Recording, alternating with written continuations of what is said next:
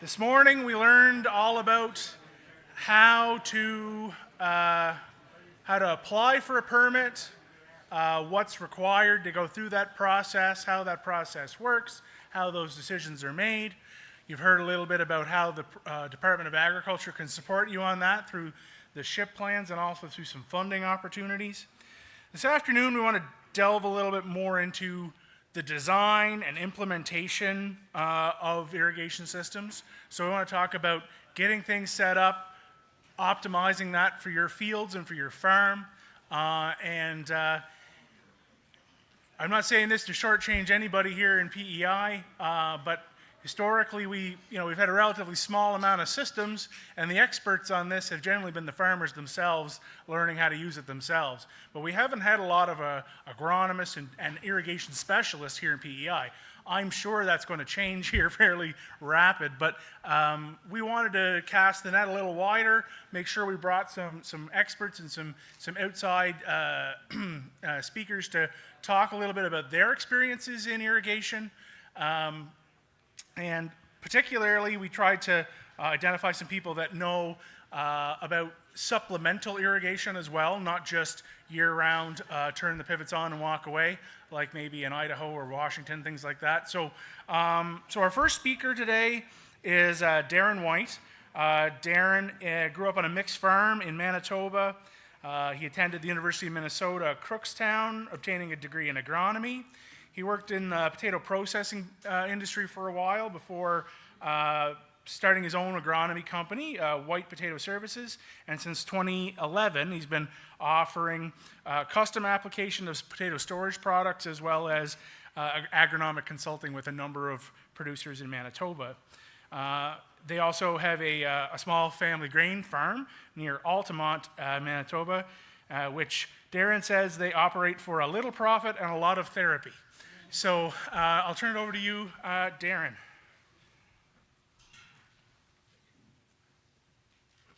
Yeah, thank you, Ryan. He didn't read the last line, and the last line says, I hope in retirement to be able to farm full time. So thankfully the writing here is nice and big, so I don't have to cheat with these things. So irrigation is easy, said no one ever. A perspective from away. I'm from away. I'm from a long ways that way. But this is a little picture that I took without the grower knowing as he was standing there talking to his farm mechanic as they were doing their first run of a pivot. And the pivot went out of line at the first joint.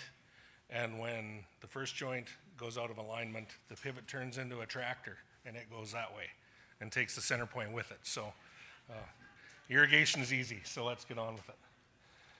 So, as Ryan said, I was raised on a family farm, small grains, hog, cattle, and eventually, once the hired help, me, left, the livestock went away, and Dad was a grain farmer.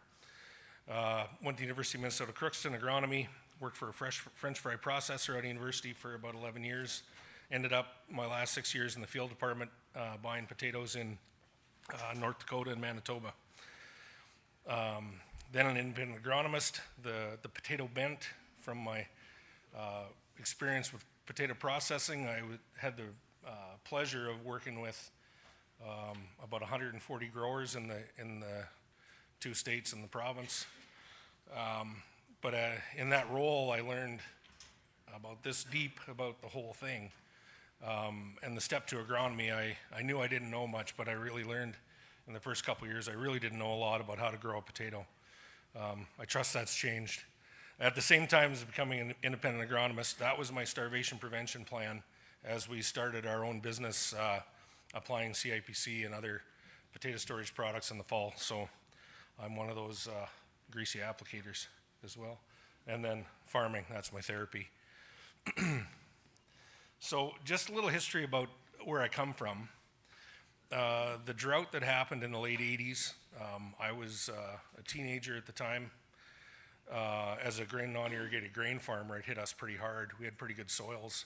87 wasn't bad, 88 was bad, 89 was worse. Where in July we saw our wheat head out when it was about that tall and it had maybe 3 kernels, maybe no kernels on it. It was a disaster.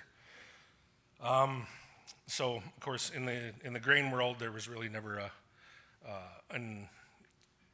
margin in irrigating, but in the potato world there was a real change that occurred where the very sandy soils on the aquifer were already irrigating prior to these years, but we saw the other areas of the province start taking irrigation seriously. So currently, irrigation is about 90% center pivot. About 3/4 of those fields, the pivot waters one position, but then next year the pivot moves to a new quarter, and that becomes dryland grain. There are some parts of the province that are very sandy, have an aquifer, and they would water all their crops. They would water their potatoes, their corn, their rye, sometimes wheat, sometimes canola. So of our water supply, there's a split between aquifer and surface. There's part of the province that has an aquifer, and they water out of there. There's part of the province that largely has surface water, and they water out of streams, or they do spring pump out of streams into reservoirs, and then water out of those during the summer. Our July evapotranspiration rates are around 1/4 inch a day, so that's in excess of 2 inches a week that we look at to support our potato crop. It seems like a big number, and it is. It's not an easy number to get to when you're starting at zero of irrigation capacity right now for some of you. But the reality is that in our July, it generally doesn't rain. We have these nice big systems that come through in April, May, June, and they bring those long, slow rains that have the whole day to soak in. You might get 1/2 inch, you might get 3/4, you might get 2 inches, but there's time for it to go away. July becomes, temperature goes up, humidity goes down, the general rains stop, and we start getting these fast thunderstorms. We'll get we're in Tornado Alley, lucky us. And we are basically, the only water we get in July is these fast-moving systems that dump a lot of rain very, very quickly. And we can't rely upon those because some years there's none.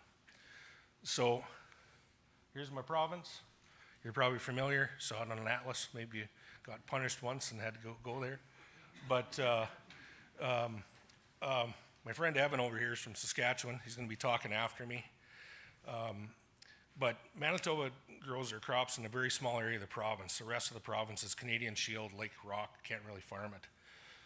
Evan has an abundance of farmland, 4 times as much as Manitoba.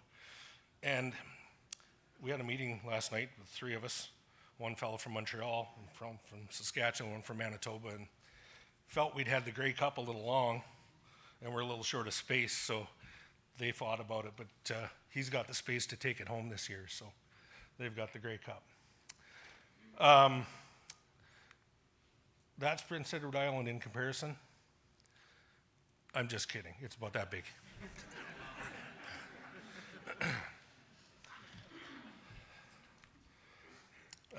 We don't have a red dirt shirt. We farm higher organic soils.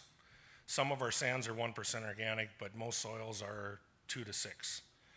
Our soils are black, our soils have lots of clay in general. Even our sands have some clay.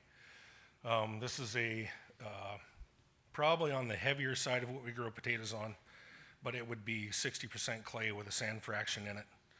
And when it gets wet, you get taller and then you eventually stop moving. So that's the far end of the soils we work with. This is our landscape, or this is our survey, quarter section survey, 1 mile squares, 640 acres, 160 acre quarter sections. Every circle there you see is about 130 acres. This is actually one of the nicest areas. This is another area that has a little higher organic matter, as you can see from the color, but you can see the fields are a little more cut up. You see us avoiding certain ravines, walking pivots across ravines, cutting out. Does this have a pointer? Yeah, press and hold the top of the left. Aha. So this field here, say, has that corner removed because the soil texture is so heavy, a little lower topography, high clay, holds too much water, All it is a place to grow half a yield with a whole bunch of rot. So anyways, those decisions have happened over years of I'm going to maximize my acres, so I'm going to put a pivot right in the middle and maximize my acres without considering the suitability of soils. But from what I've seen, you've got a lot of soils that are suitable. Ryan said you've got anywhere from sandy loam to loamy sand, and if you're not in a boggy area, you can probably irrigate it and probably grow a potato on it. So I'm envious in that regard. Alberta, similar story, although you might see some section pivots there or section pivots that are half swings. Those would be in excess of 500 acres on a swing. Not advisable. I don't think you're going to have that problem because you probably aren't going to have spaces that big. But on paper, it seems like a good idea. But if their ET rate is a quarter inch or even higher, 0.3 inches a day on some hot days, can you imagine what the water rate is at the end of a half-mile system? At the end of a half-mile system, a 2,600-foot system. It is torrential rain at the end to get enough water on to apply. So your instantaneous rate is off the charts, not advisable. So that's you. And so the one thing is Ryan asked me to speak, and I agreed, and I started looking at things. I realized that our solution isn't necessarily your solution. What you see us do, by and large, you probably can't do exactly the same thing. But hopefully you can learn from the process where we went from 30% irrigated to 90, where we went through the process of where supplemental irrigators to were actually replacement irrigators in July on many farms. So hopefully this presentation is a help to you. So what I did, like I said, as a processor, I got to learn this much across over 100 farms. As an agronomist, I got to dig deep on a dozen of them. And I wasn't there for all their experience. So I interviewed these guys and I said, if you could take one thing or two things to the island and say, this was great, or don't do this, I got some quotes. So we'll start off with these quotes. Hopefully they make an impact to you. Don't waste your time on high pressure systems. I don't know if any of you are working with high pressure systems, if you're working with traveling guns or high pressure systems. And with high pressure comes high wear, overheating tractors, blown gaskets, pipes coming apart. So when you're at 100 plus PSI, 120, 130 on parts of your system, it's a stress that if you can somehow have a system that's low pressure and higher flow, a lot of problems go away. And if you're irrigating at night, a lot of problems go away that you don't find till morning. So don't waste your time on high pressure systems. Use VFDs on everything you can. Pumps, well pumps, booster pumps. VFDs have come down tremendously in price. VFDs that used to cost $20,000, $30,000, $40,000 are now under 10. They've actually gone the opposite of everything else. VFD, variable frequency drive. So an electrical box that takes, some of them will take single phase in and feed 3-phase out at the same voltage, but give you 3 legs, and then you can take it from 60 hertz to 30 hertz and run it at half speed or whatever. Use them on your storage fans, use them on your pumps. So some drives are capable of turning single phase into 3-phase, but you still gotta, if you need 10 amps on each leg out, you need 15 amps on each leg in. So it's not magic, but it almost. So variable frequency drives can, rather than just systems that start and stop, can be a big help. If you're able to build a irrigation network, an irrigation system where you have VFDs and pressure controls and those kind of things that manage your system, run your wells, and et cetera, install a fail-safe outside that system. Because computers fail, pumps fail, drives fail, all these things happen, valves slam shut, pressure spike. So outside of that system, have a fail-safe that will give you relief and not raise all your pipe out of the ground. So it's happened. This one's really easy. Of course, everybody's checkbook is bottomless, but the advice is build it bigger. Every time these guys look back, they said, man, I wish I had built it bigger. This was kind of a tag on to that same thought. Look at your land base. Put a main right up the middle. Now, I don't know if you can with your licensing, with your wells, are they tied to land? I don't know. Our licenses in Manitoba are tied to a certain flow, if it's out of a river or of a well, with a capped volume. So you get 600 gallons per minute, 80 acre feet. So I don't know if that's your scenario. I don't know if you have to use this well on this parcel or if you're able to move water around. But if you do, think about your infrastructure, think about where you're farming, think about where you might farm, and consider installing a permanent main up the middle. And again, of course, make it bigger. If you think you need a 12, put in an 18. That's what he said. So size your system to meet ET rate. That's a big one. And this is post thinking we were supplemental irrigators. We're intermittent replacement irrigators is what we are. That's what we are in the Manitoba environment. We need to meet that ET rate because in the month of July, it usually doesn't rain. And some years we're starting as soon as the teens of June. Sometimes we don't start till after July 1st. It all depends on the year. Sometimes we feel we should throw away our calendars, but size your system to meet ET rate. Does anybody in the room know what your July daily evapotranspiration rate is? How much water you need?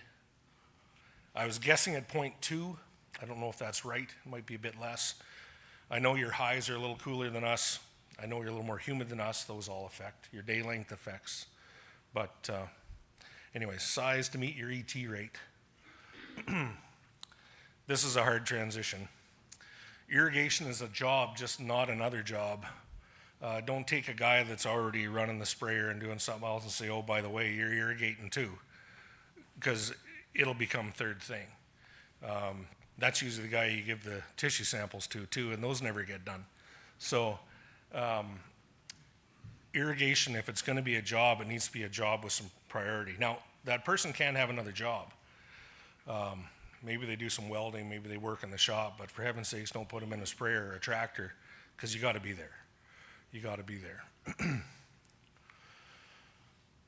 This was, you'll see the pictures at the end of the slideshow, but this is from a gentleman that just put in a 1,600 gallon maintenance system out of a river last spring.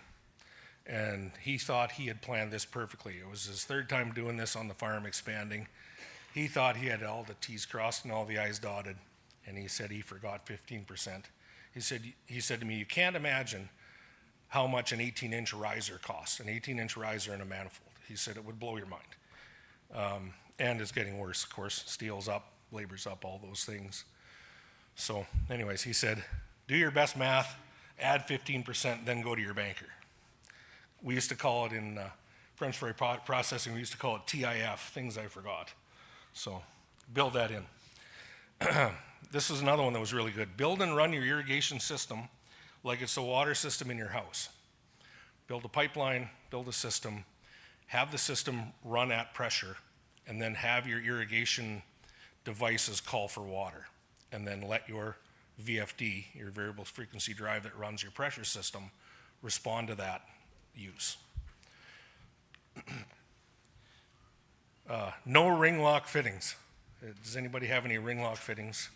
They're a bit of a curse. If it's a permanent or a semi-permanent fitting, like if it's going to be there for the whole season, flange it, bolt it, gasket it. You'll save yourself a whole bunch of headaches of that thing popping off in the middle of the night and flooding your field. So, out of that, I'd like to just talk about the two different categories: water source and supply, some system stuff, and then maybe just some miscellaneous stuff. On the list Ryan mentioned, and it's not fully in my presentation, fertigation and then seasonal, like fall clean out. I can comment on it. I don't have any slides on it, but we can talk about it at the end. So water source and supply, the actual systems, and then everything comes with it. So water source. We have wells, we have surface water that becomes reservoir water, and then the pipelines that take it there. If anybody has irrigated out of a pond, you can identify it easily from well water because it's much warmer and it doesn't smell near as good. And as an agronomist riding under on a quad, as you're grabbing leaf samples, your wife doesn't like you when you get home. So, and you gotta love it when your pivot is right in line with the row that you wanna go down the field, and you gotta go down the pivot lengthways. It takes a good long time to get under a span of a pivot lengthways. So, as wells go, these are the wells that we have. I don't know how they compare to yours. The majority of our area has wells that are 100 to 120 feet deep. Most of them run 200 to 400 gallons a minute. There are some that are 6 to 8. They're fairly rare. There's lots of 2s and 400s. The ones that run 6 and 800 have a gravel underlay that just flows like a vacuum. It's pretty remarkable. But the top of the water is roughly 10 feet down from the surface to 50 feet down. So many applications are tying multiple wells together to make one manifold to reach our target of 650 to 800 gallons a minute. One caveat, in Manitoba we're bilingual. We work in liters per acre when we're spraying stuff, maybe you too. We don't know what a hectare is. Our gallons per minute are US gallons. So we're talking US gallons, so you can pull whatever it is, the top 32 ounces out of that gallon and get back to another number, but that's US gallons. And then, like I said, we tie multiple wells together to feed those specific units. Many of the units at the start were less than that. Of course, guns are a couple hundred gallons a minute. Some of the early pivot systems were 500 gallons a minute, and when we got to replacing a 1/4 inch, 500 didn't cut it. We had to get to 650 to meet that 1/4 inch. And the reason is you can't get back soon enough. You can put on as much water you want in the first pass, but if you can't get back soon enough, you're getting behind. So again, wells use VFDs, they start soft. It can allow you to system-wide coordinate a pressure system in your pipeline, and it prevents the damage of that shock. A lot of our underground piping, since it's been in the ground for 15, 20, 30 years, is the belled PVC pipe. And you'd be surprised how far that can move when the pressure goes from 0 to 120 when it shouldn't. And then you get to do a little digging exploration. So there's even within our own irrigating community, the guys that are pumping out of ponds or pumping out of rivers think that wells are trouble-free. That you put in a well, it's magic, it has a switch, and now I have water, and it's not true. As you know, pumps fail, motors fail. Over time, the well casings can fail. If the well casing does fail, your pump does an excellent job of filling your entire pipeline full of sand. And it's amazing how far that gravel can get pumped. And usually when the pump drops off the end of the stem, it takes all the electrical with it. So don't ask me how I know. And then you get your friend, the crane truck, to start trying to retrieve your material out of the bottom of the well. Some best practices on wells, if you can, standardize your pumps, standardize your motors. Like if you've got an increment that works, 50 horse, 4 inch, whatever, 100 horse, 8 inch, whatever. If there's an opportunity to standardize your system so that you've got one spare that can go 7 places, it can save you a lot of heartache when something quits, and it will. And again, I'd said this to a few people I spoke to. I'm not promoting any brand of pivot, any brand of pump, any brand of whatever. Your relationship to your supplier is probably your most important thing. If they're close and they got stock or can get stock, they're your best friend. So it's probably a lot less about the brand and a lot more about the fact you can get support. Maintenance. There actually is maintenance with wells. Maybe you knew that if you have a well. But you can inspect your casings. You can send cameras down and look to see if you've got sidewalls weakening, or you can do a spring startup and pump and see if any amount of sediment comes and stop before you fill your whole system. For us, it's that downtime in the winter that something seems to happen way down below, and you get a surprise at your startup. Surface water. And again, if anybody wants to stop me and ask a question, ask for clarification, please do. I can take questions on the fly. I'll make Ryan answer them. Surface water. Generally, the opinion is that reservoirs and lakes are better than rivers. We've got huge rivers compared to PEI. We don't have really big rivers that we're irrigating out of. They might be 50 to 100 feet across, but they're generally not fast slowing until Yorkton, Saskatchewan gets 8 inches of rain, and then down the river it comes, and there's a wall of water that comes, and then there's a wall of water that takes the pump system to town. So both these sources can fail. Our river systems don't extend to the mountains. The water across Saskatchewan comes from the mountains. The water across Manitoba comes from partway across Saskatchewan, and some of the basins we irrigate out of, the water is only locally in Manitoba. So if it's dry and the subsoil is dry, the river very quickly fails. Our first dry year, we're usually okay, because you'd be amazed at how much water is in the soils around rivers that keeps feeding rivers, our rivers. The second year it's dry, we can release a reservoir upstream to put water down the stream, and it never gets past the first bridge. It just all soaks in.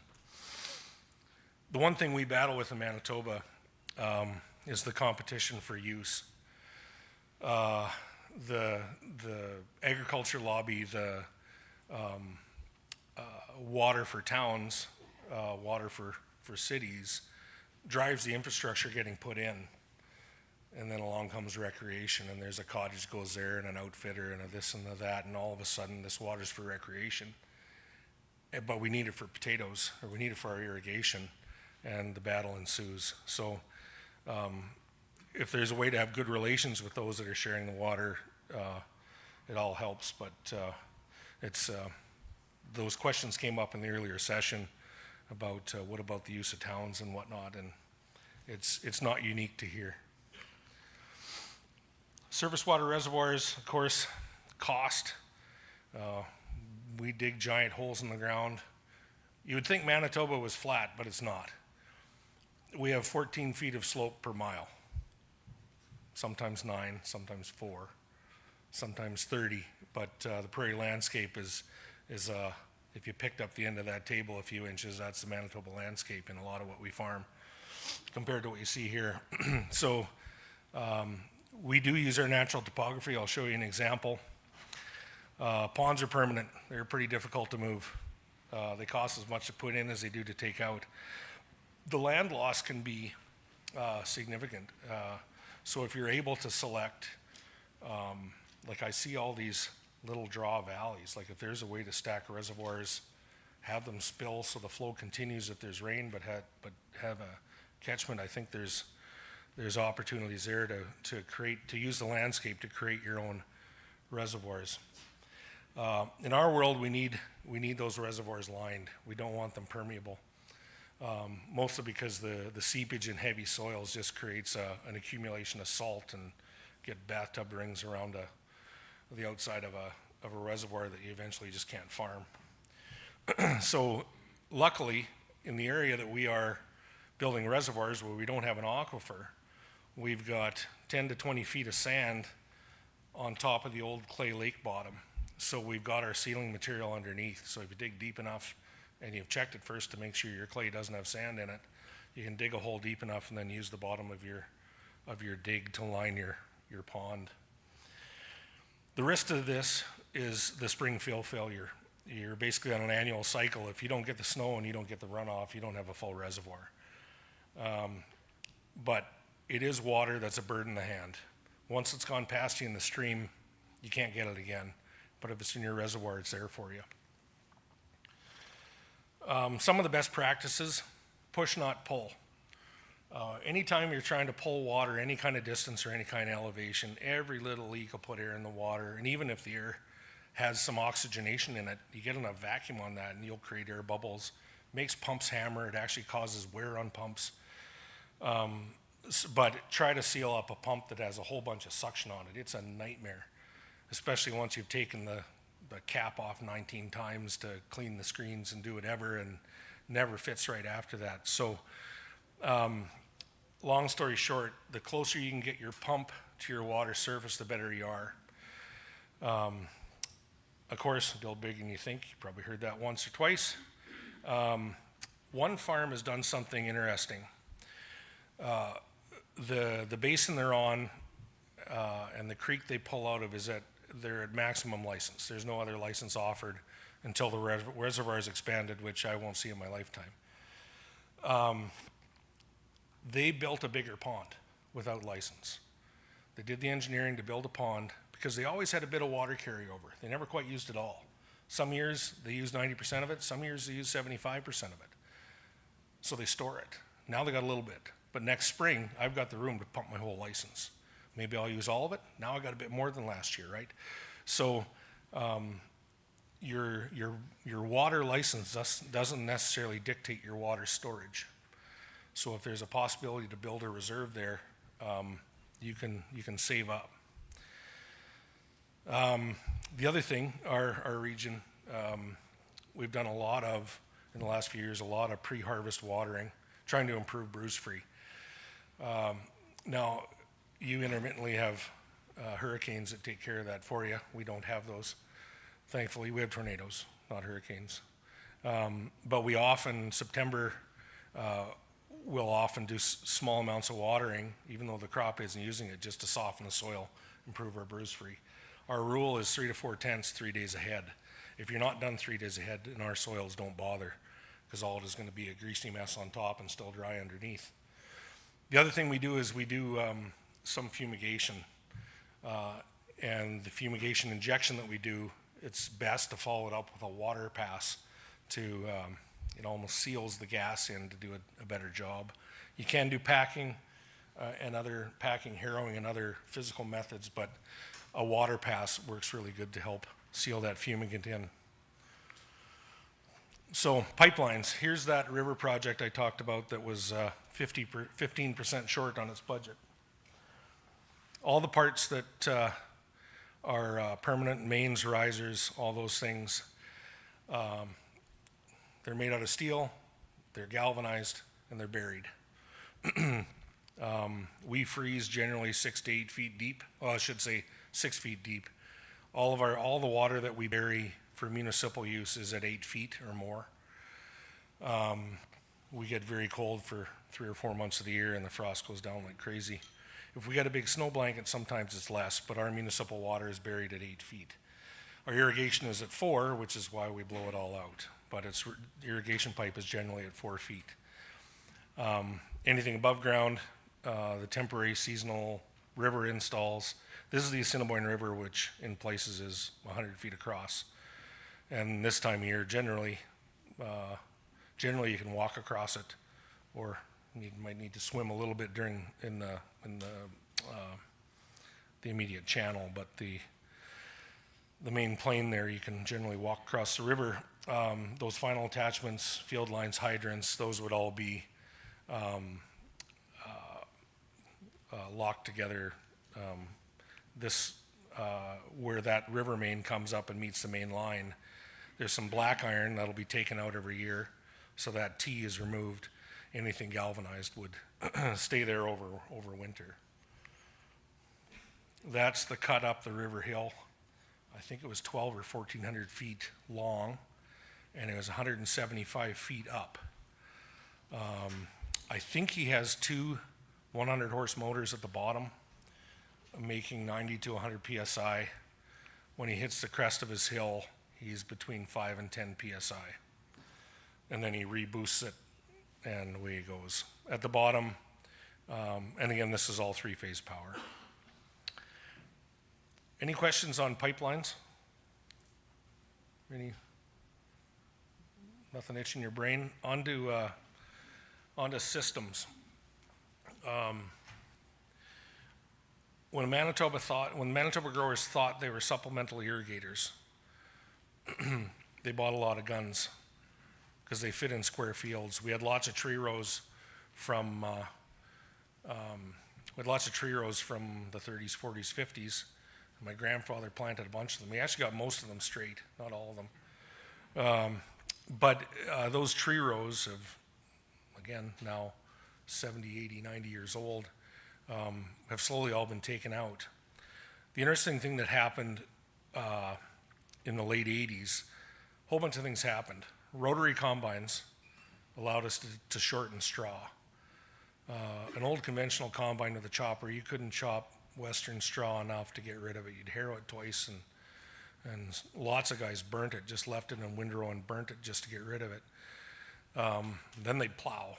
Then you'd sit over winter and you'd disc. And anyways, there was a big change in tillage that went with that. When we could deal with straw that was sized, we didn't need as aggressive tillage, didn't have to burn our straw. We moved a lot to zero till or minimum till or high residue openers on air seeders, the advent of the air seeder in the 80s. So there's a whole bunch of things that went in place. In the potato world, we also added cover crops. We started planting rye after, because actually potato followed by rye, you got a pretty decent rye crop. Well, then corn started moving in and the rye became a cover crop, and we're zero tilling corn into our rye cover crop and spraying out with Roundup. So we want to spin a pivot. We don't want trees, but our combines, our tillage, our seeding tools, all came along with it. Our cover crops all came along with it. It wasn't just pull one switch and everything works.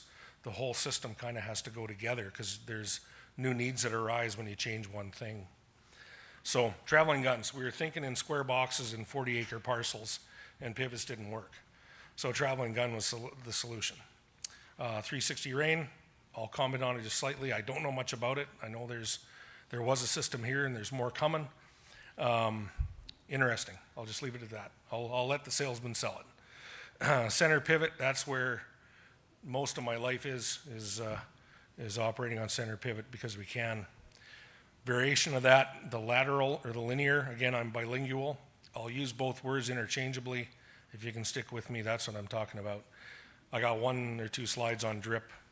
Don't know much about it, but I don't think it really has a place in potato. Traveling gun, pro. Initial cost, like they're fairly economical compared to other irrigation tools.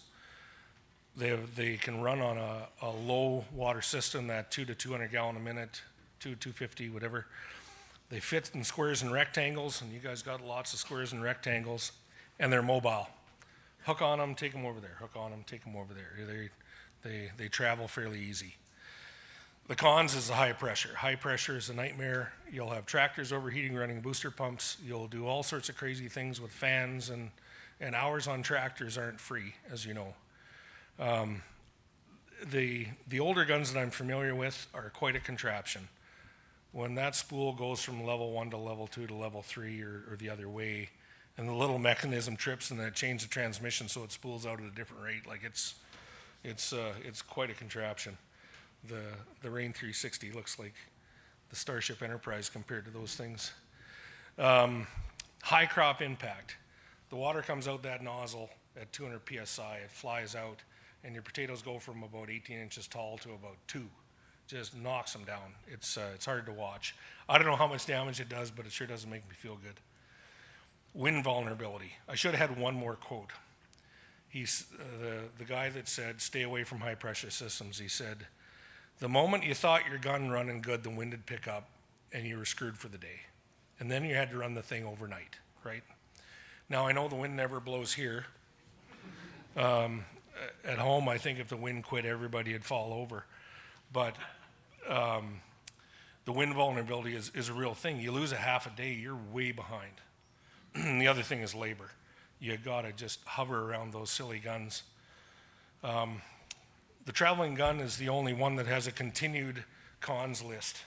So maybe you know them all, and maybe you live them all, and maybe you don't have a choice. So my heart is with you. I'm not coming to help you. The temporary pipeline is a pain. You got to run a cut line across the middle of your field because you pull it this way, and then you spin it and pull it that way, and then you move it and you spin it and pull it that way. If you know a traveling gun, you know the deal.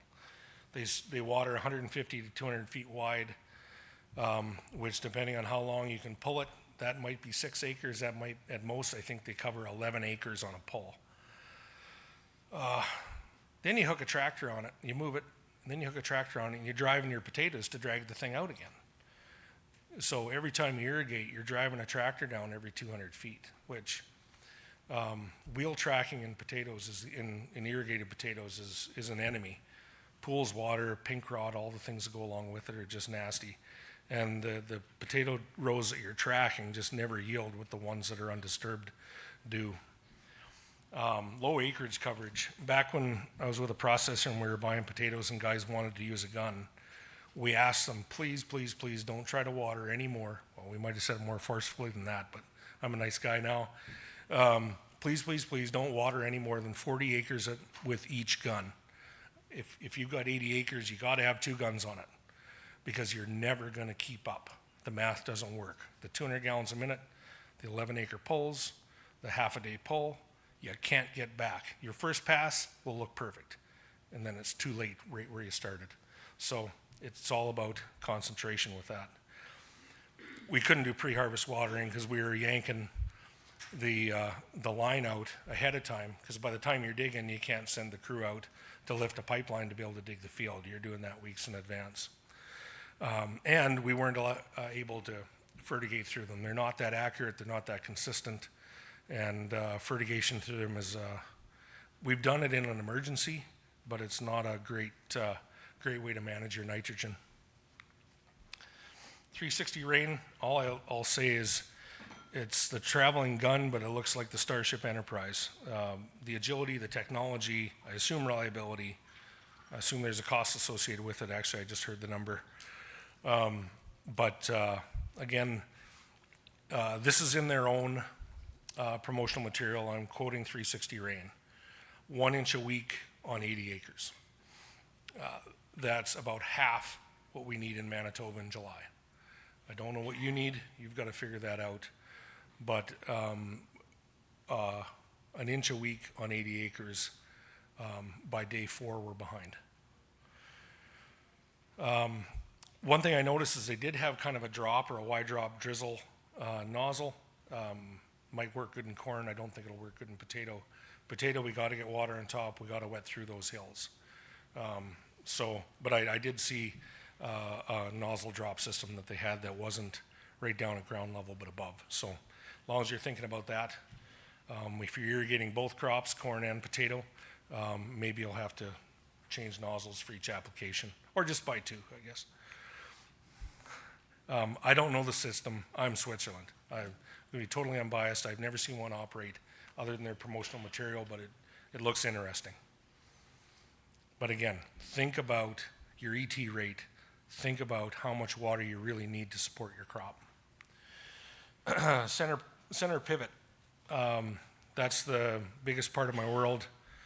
The long-term cost works out the best. The reliability is fantastic. The uniformity is really good. Again, the nozzles from the inside to the outside of the pivot change because they cover more acres toward the end, so the flow goes up as you go across.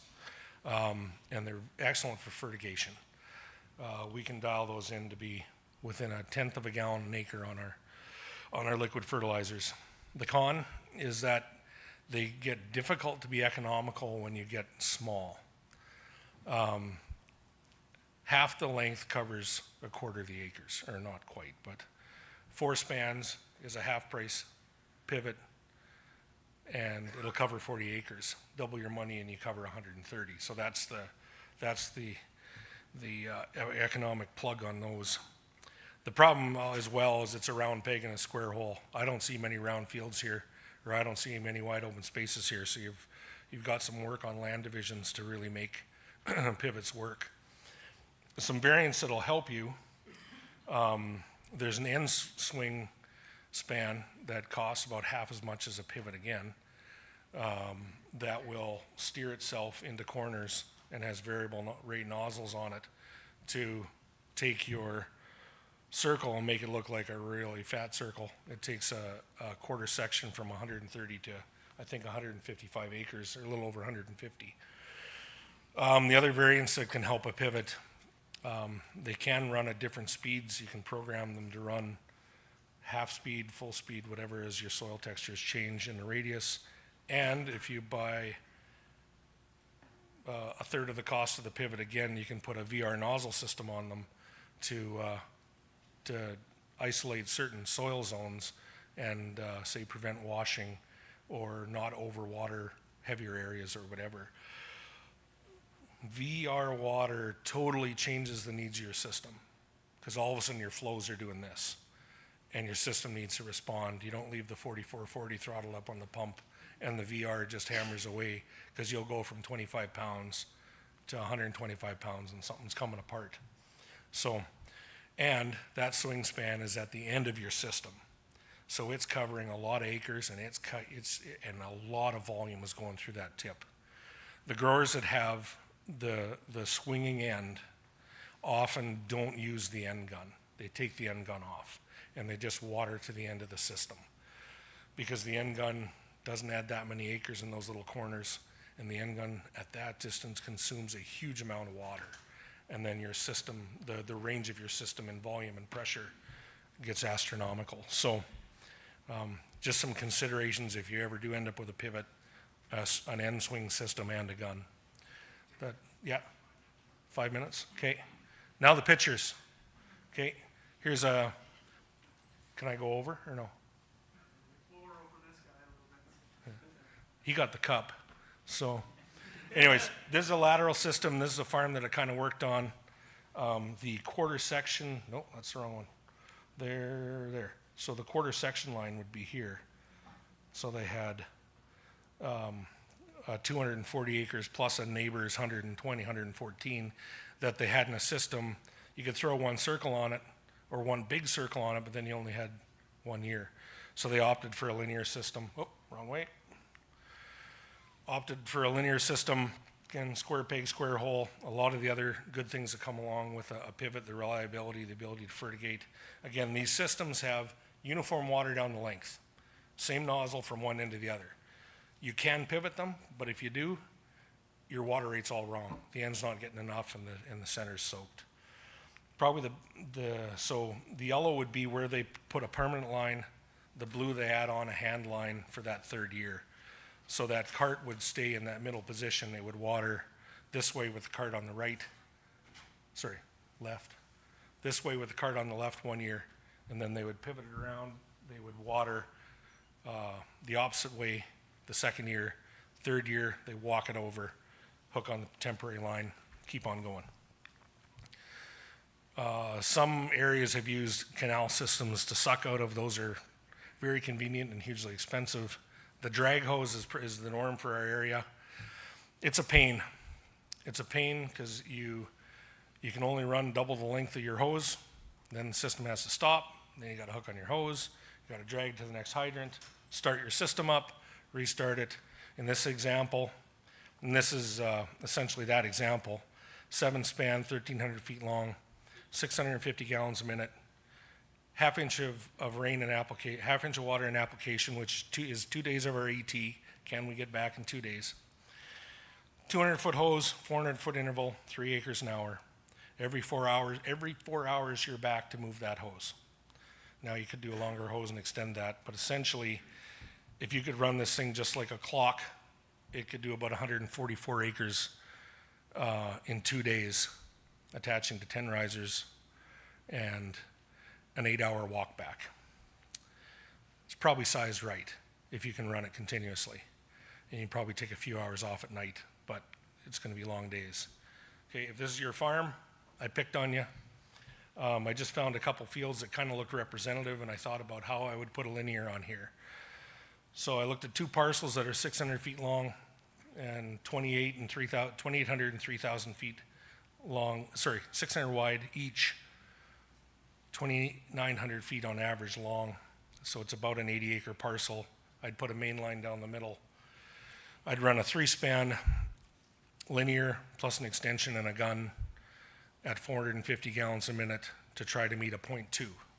How many am I going to be able to do this and keep up? Drag the hose every 2.4 hours, 24-hour operation, spin it at the end, bring it back, spin it at the end, and bring it back. Is that practical? Theoretically, you could do 115 acres with that system in 2 days if you didn't miss a second. At 80 acres, it's probably a realistic size. It's probably a realistic size. But you're not taking that linear anywhere else this season to cover any acres and still get across it all. Drip costs too much. Don't worry about it. Here's an example system. Hopefully you can see it. It's a 1,000-acre farm with a 3-year rotation, growing potatoes, corn, processing potato, corn, and usually a cereal or a canola, and then back to potato. They've got a total of 695 acre feet between the river and 2 cell ponds there and a new pond there and the river site there. They've got a total of 8 inches a year of irrigation. They mostly keep up. They can't run all 8 pivots a year at a time, but they're close. They did something neat on a pocket of rented land. They got a section here that's owned by a Hutterite colony. So instead of burying pipe everywhere, they were a little more careful with their money that they were burying on neighbors' land. They brought a main to the middle. Every year they set a hand line to the pivot center. They put a sleeve pipe over the pipe. They use a skid steer, put a little pile of dirt on it, and walk the pivot across it. Works pretty good. Oh, I don't know if you noticed, but most of their farm is drain tiled, but the Hutterites have not drain tiled this quarter. Can you imagine what happened in June? Big rain, lost acres. You found exactly where your drainage issues were. This system, I would consider doing a few small changes. If you build a system, if the system loops, the whole thing will manage at an even pressure and water can feed from all ends. So if there's any way that you can loop a system, either bringing this to here or close that or come across here, all of a sudden that centerpiece, the pivots that are drawing on that will operate all together and the pressure will be nice and even and balanced. Here's a farm with, how am I doing on time? Here's a farm that has 3 reservoirs as well, 100 acre feet, built a 60, built another 60, built a 120, 480 acres a year, about 8.5 inches a year. This isn't all their pivots. A bunch of their pivots are north of here as well. They're a little more spread out. The one neat thing they did is they took all their ponds and linked them together. So they fill out of the river in the south of the farm. They also can fill from drain channels beside each of the north ponds. But if they don't supply, they can pull out of the river and get some water north. Push, not pull, get your pump close to the water. The one thing they did that was kind of neat is the quarter section beside the third pond, they drain tiled. Again, sand on top of clay, got to deal with the excess water.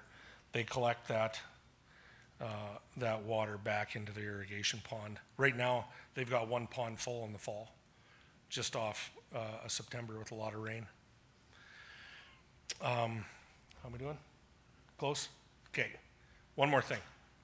Here's a pond that was probably the poster child at the start. Put a vertical turbine pump in.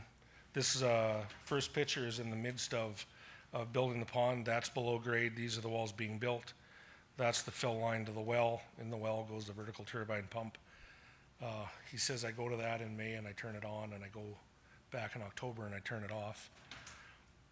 If you got to drill a deep well and your equipment can't get there, put your well driller in a hole. That's a farmer solution.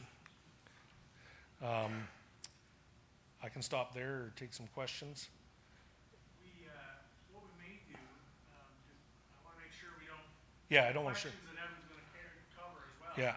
We may do Evan, and then we might save a little time for questions at the end. Yeah. Maybe both of you guys. Okay, very good. That works. All right. Yeah, thank you guys.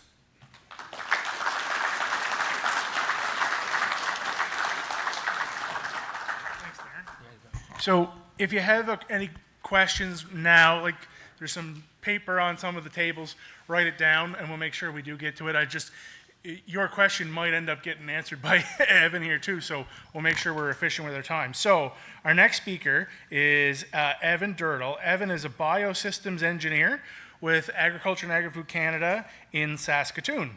He specializes in enhancing irrigation water use efficiency through innovative water management practices, precision irrigation, and the adoption of advanced technologies. Evan earned both his BSc and MSc in engineering at the University of Saskatchewan, and he also grew up working on his family's irrigation dealership. So irrigation is in this guy's blood. He's got water going through his veins. And he developed a hands-on understanding, in that case, of irrigation systems and has a lifelong passion for water management. So I'll take it away, Evan. Thanks, Ryan.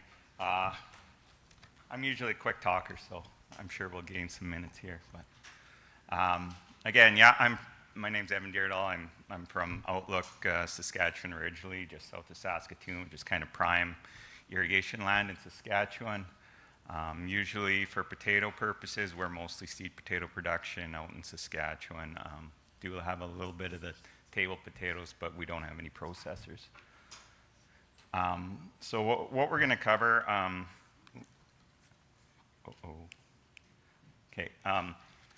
I did bring about 90 manuals up here. It's probably a little short than what we were originally expecting, but it's a good turnout today. So most of my presentation is going to be based on this irrigation scheduling manual. At the end of this presentation, there's a QR code where you can take a picture and download it onto your phone or something. But there's about 90 up here, so after the presentations, feel free to come and grab them because I'm not taking them on my carry-on. So irrigation in Canada, we're about 1 million hectares. Most of that, top button.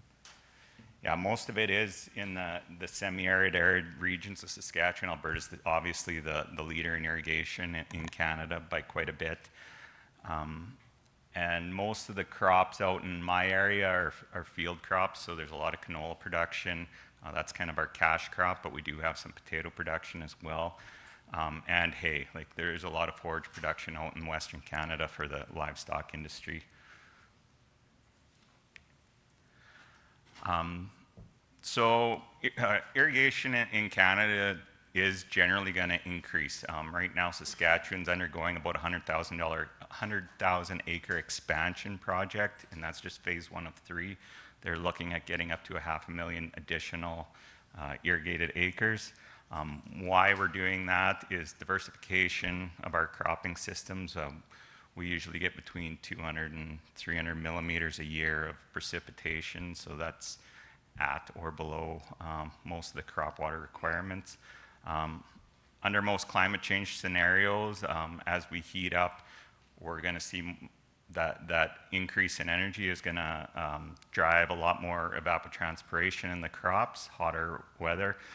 It's also going to increase the amount of precipitation. You're evaporating more water into the atmosphere, it's going to move, and it's going to fall. So yes, we're drying out, but we are going to get more water in the long run. It's just the timing. Usually that precipitation is going to get earlier in the year. Like I forget who was mentioning that at the lunch about how we're starting to see that dry July, dry August, but earlier precipitation. So it's not necessarily we aren't getting the water, it's just when we're getting the water. So my talk's going to focus more on the water use efficiency and how to best manage your irrigation systems. Why is that important?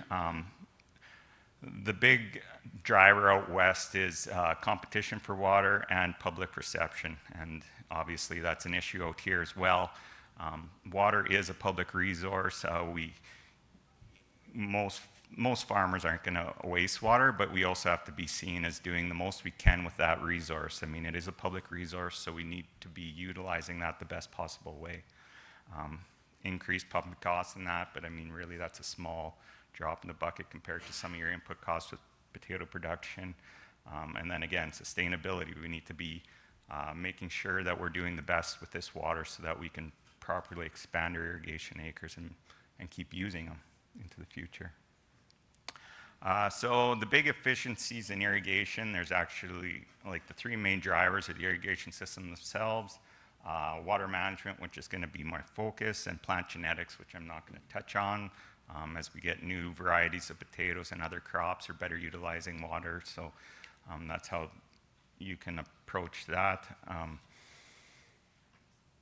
So yeah, again, I'm going to focus on the irrigation systems and the water management. Some of the common losses on irrigation systems: evaporation, deep infiltration, so adding too much water, it's leaching out through the root zone.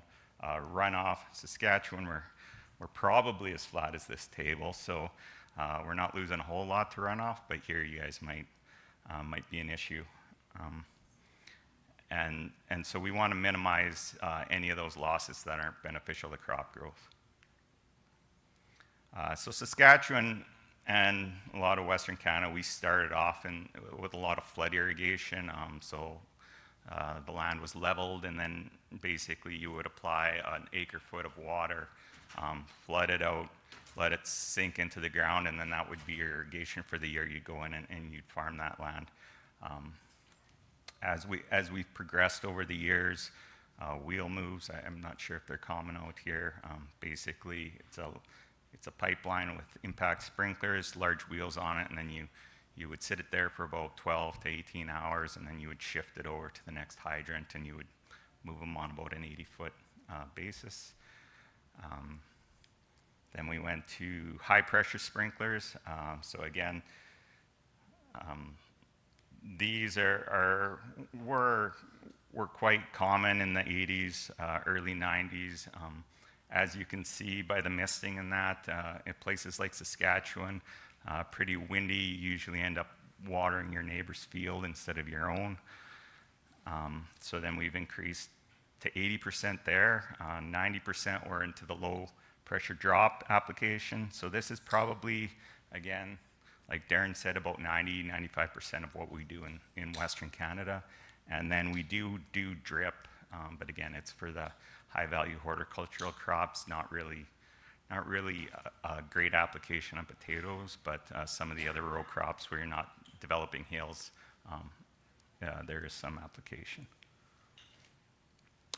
So for those who don't know, I'm sure most of you know what a center pivot irrigation system looks like. You have your end gun, towers, drive system, spans, sprinklers.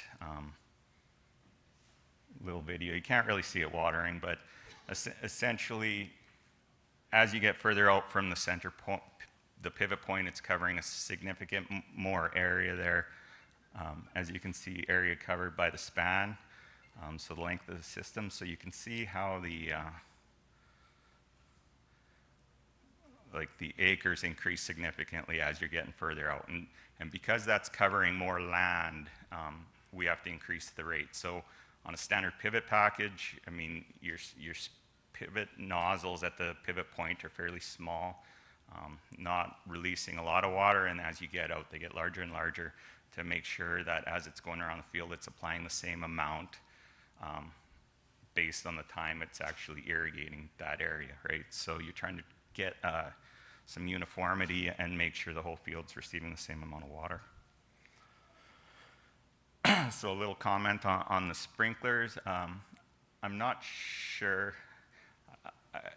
One important note with pivots, linears, booms, all of that. I mean, really, they're just the system that's transporting around your sprinklers. Lots more emphasis should be applied on the type of sprinkler you're using, because that's the most important item on your irrigation system. So we have 3 different types of sprinklers. I don't know what's common here. We have a spray system. So basically, this little diagram I made in paint, it's pretty technical, you know, kind of showing how the spray pattern comes out and where the instantaneous application is of the water. And see, a spray is pretty much a standard ring. Like, it's very intense on the outside of that ring, but not a lot in the middle. This is called Nelson has a wobbler. the nutator, wobbler. There's a few different names for them, but it's basically an off-axis sprinkler that kind of wobbles, obviously, and then applies more of a rain droplet size. So it's applying further out, but also expanding that ring. So your instantaneous application rate's dropping a bit more. So, and then the rotator, which is very common in Saskatchewan, it's throwing the water out quite a ways, bigger footprint, and it's slowly moving around. And why this is important is this application intensity. So again, the red would be your application rate on a spray versus the green versus the purple is your rotator. And the concept here is, let's say all three of them are applying the same amount of water, but we're applying it over that longer period of time. And that's important on some of these slope, like you guys have a bit more slope in Saskatchewan and that. So we don't want to, we want to try to stay within the infiltration rate of your soil. So if you start expanding out, if your intensity is so much under some of your sprinklers, it's going to lead to runoff, ponding, and erosion. And so that's why we try to design systems, and we try to work with, try to get these, like we tend to focus on these sprinklers nowadays, try to expand that application footprint so it reduces your instantaneous application rates and reduces your ponding and reduces your potential for runoff and water losses, etc. So other common causes of low efficiency, this kind of comes into some of the maintenance stuff or misconceptions on your design, or this is why you work with your irrigation dealer to properly size your sprinklers and stuff. This image is just an NDVI image, so it's kind of looking at crop health, just so I can point out a few things. You can see here, dark green on the outside, a little bit lighter green on the inside. Likely an issue was maybe a nozzle size issue on the inner spans. So those inner spans maybe aren't getting the water that the outer spans are. So the crop health is maybe not quite there as compared to the outer spans. This one, it's pretty hard to see some of there's a really dark ring here, so actually maybe that sprinkler's putting out a little bit more water. As you can see by some of these lines in here. Yeah, it's really hard to see. Sorry about that. And then another example is light here versus more of a healthier green around the outside. That's probably likely a guy running the pivot and it's stopping the exact same position every time. And that can become an issue with causing some disease or flooding pressures, because when you stop your pivot, I mean, there's a few minutes there where it's got to drain all that moisture out right below that pivot. I mean, they're meant to be drained after every use, so it's likely if you're stopping in every single spot, you're likely causing some issues there. This is on my research farm. Again, this is one of those issues with a sensor or something going out and having it water all day in the same spot or overnight, and you wake up to that, and that's not good either. So again, good to have some secondary safeties outside of your original safety systems. So the impact on efficiency. So this is a water yield curve for outlook. I'm sure it would be somewhat similar. I'm not sure exactly what your guys' crop water demand for potatoes are, but in Saskatchewan, a potato is probably around that 430 to 500 millimeters of water in a season. But as we get to poor efficiency, so that might not just be the system efficiency, it might be poor management of that. So we went from that 450 or 435 here. If we're down to 80% efficient, we're using 70 more mils or 3 inches, right? I mean, that's where to get that same yield response, we need to apply that much more water. So that's why efficiency is so important. Not only do we have to pump more, we have to utilize more water just to hit some of those yield milestones. So it's good to have a focus on efficiencies up front.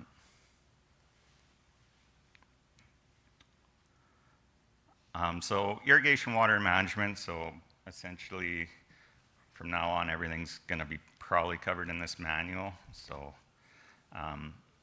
basically where it's a lot like nutrient management, you apply it at the right time, right place, and right amount. So this is going to benefit in terms of higher yields and uniformities, lower nutrient losses, so nitrogen loss through the root profile is big on irrigated systems, especially if we're applying way too much water, which I will get into a bit. And again, lowering your operating costs. So then you're less worried about applying certain nutrients, and your pumping costs will go down because you're applying less water. So I made this little chart. So this is growing season precipitation for Charlottetown, about 620 over the last 50 years by the look of things. So here's your potato water requirement. So that's that like 400 to 600, 450 to 500 millimeters of water. So as you can see, most of the time you guys are well off in terms of total irrigation water requirement, but there is that uncertainty there. And as the climate models are predicting that we're going to heat up, we're going to see that potentially higher drive in terms of ET in the potatoes, and we're also going to see more variability in the precipitation throughout the growing season. So irrigation scheduling, simple water balance. So water in has to equal water out. So your precipitation, again, you guys have significant amount of precipitation throughout the growing season. Not all of that's going to stay in the soil. Some of it will run off. Some of it's going to you're going to have your runoffs. High intensity rainfalls or on your frozen soils, you're going to get runoff. You're going to get your significant amount of deep drainage on especially high rainfall events. Your evaporation, so just off bare ground, and your transpiration through your crop. So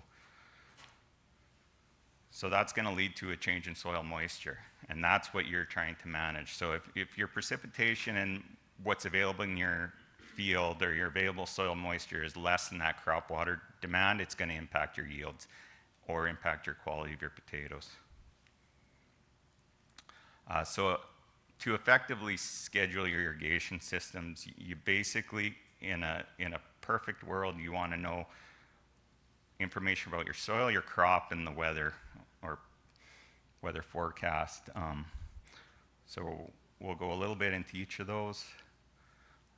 Soil water fundamentals, everybody's probably seen something similar to this your soil textural triangle. So this just helps you classify your soils.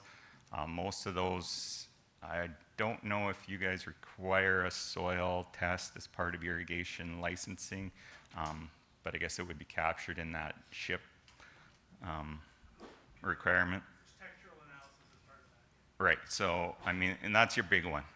As long as you know your textural analysis, you can pretty much irrigation schedule. So you have to think of soil as a sponge, right?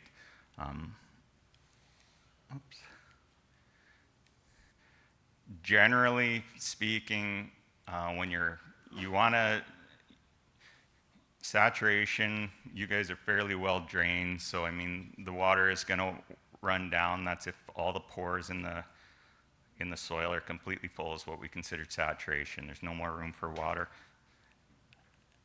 What's going to happen is each crop has, or each soil texture has a term called field capacity.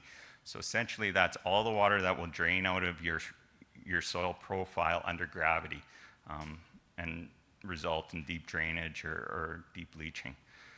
And then there's permanent wilting points. So those are the three key values in soil texture that you should understand to properly irrigation schedule. So most of your guys' from what I've been hearing is mostly loamy sand to sandy loam. So you're down here on the left of this column. So this is 1 foot of like this represent inches per foot of soil. So a loamy sand to a sandy loam, between this field capacity and permanent wilting point, you only have between 0.6 and 1.2 inches of water stored per foot. So you have a pretty small bucket, as we refer to it, and so it makes irrigation scheduling a little bit more tricky because you have to be more on top of it because you don't have that storage like somewhere in the clay or silty clay where you have almost double the amount of storage in that same foot of water. So there's a couple things you need to know. You should understand your effective rooting depth for most crops. There's a table here, it's also in the manual.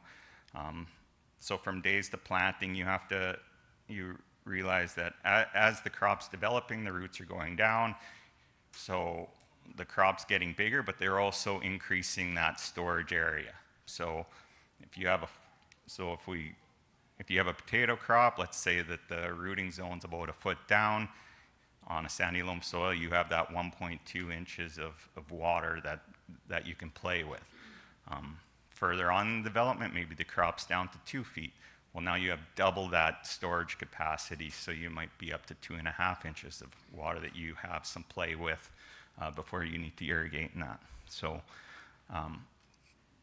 but important to note, majority of the water there's about 70% of the water is removed from that top half of the root zone of most crops.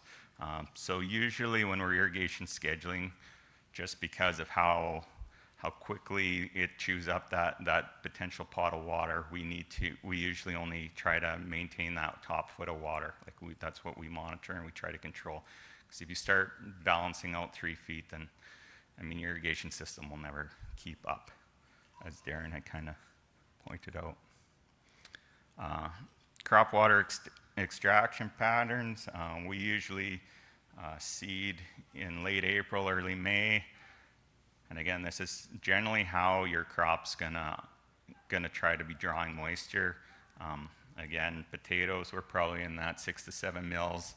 In Saskatchewan, you guys might be closer to that, a little bit lower, around 5 or 6 mils is my guess, just because you guys have higher humidity in that. 4. Okay, so a little bit more play, so your irrigation systems are likely don't need to be as large. Like Darren's pointing out, most irrigation systems in Manitoba are that 650, 700. We're well over, we're about 900, 950 gallons a minute per a quarter section system. So I think we could get away with more 7, but a lot of the sizing was done based in the old days where we had 80% high pressure systems and they just never corrected. Typical government is just being a little cautious. So again, I pointed out that in an ideal world, you would like to know all 3 of these things for irrigation scheduling. But if you know, there's 3 different methods I'm going to point out, and you can choose one, and then you focus on that, and then use that as your irrigation schedule. And it may not be perfect, but at least gets you somewhere. So again, soil-based scheduling, we're actually going to try to measure what's in the soil, and we're going to base our scheduling on that. So again, you look at this field capacity, what we call field capacity to permanent wilting point. That's that available water that I talked about. Usually our irrigation trigger on field crops is usually around 50%. In horticultural crops like potato, it's usually 65 to 70% of that value.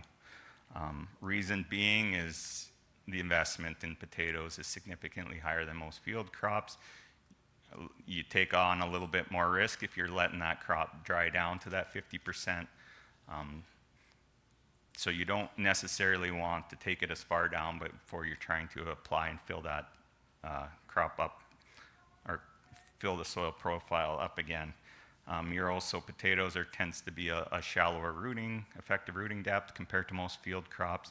So you got a little bit less play with a deep crop like an alfalfa or something, which is 4 or 5 feet deep rooting zone. So we want to stay on top of things before, if we get too far behind, again, we can't keep up.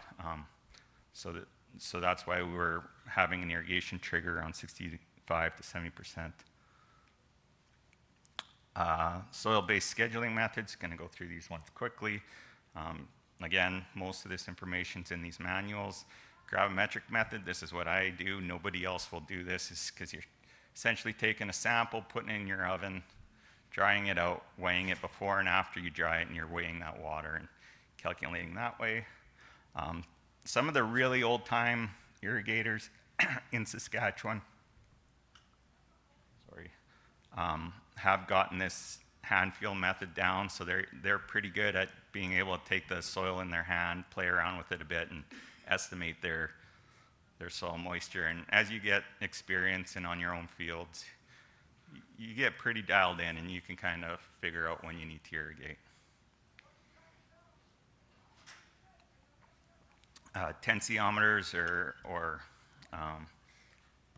electrical resistance blocks. This is a resistance block here. They're very inexpensive. They actually do a good job because they almost simulate a root. It's just a ceramic tip sensor. Water can go in and out, so it acts kind of like as a root system would be. The more effort it takes to pull that water out of the soil is going to show up as this soil water potential. Issue is it's not great on sandy soil, so maybe not the best application here. Reason it's not great is because if you look at the sand, like the change between 100% and 50% is like minimal amount of precision on that soil water potential graph. TDRs and capacitance probes, this is probably what's flooding the market right now in terms of offerings from John Deere has products, Simplot has products.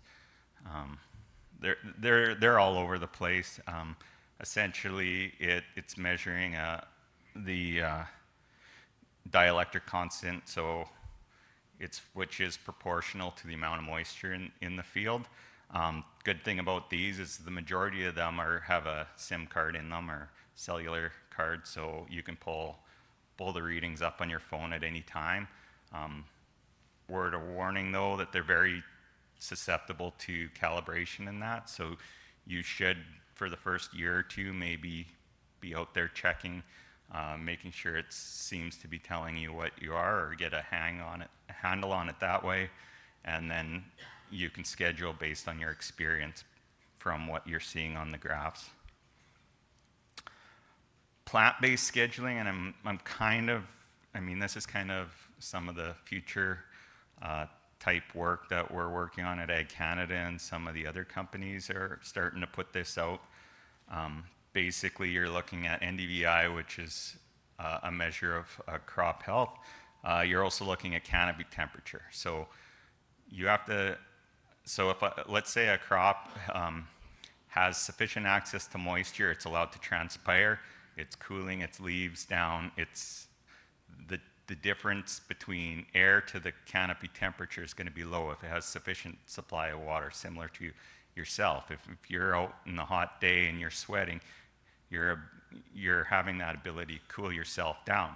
Now you start reducing that water content, having it make less access to water, that canopy is going to start warming up, and it's going to get closer and closer to the ambient air temperature. And so that's what you can pick as your irrigation scheduling trigger.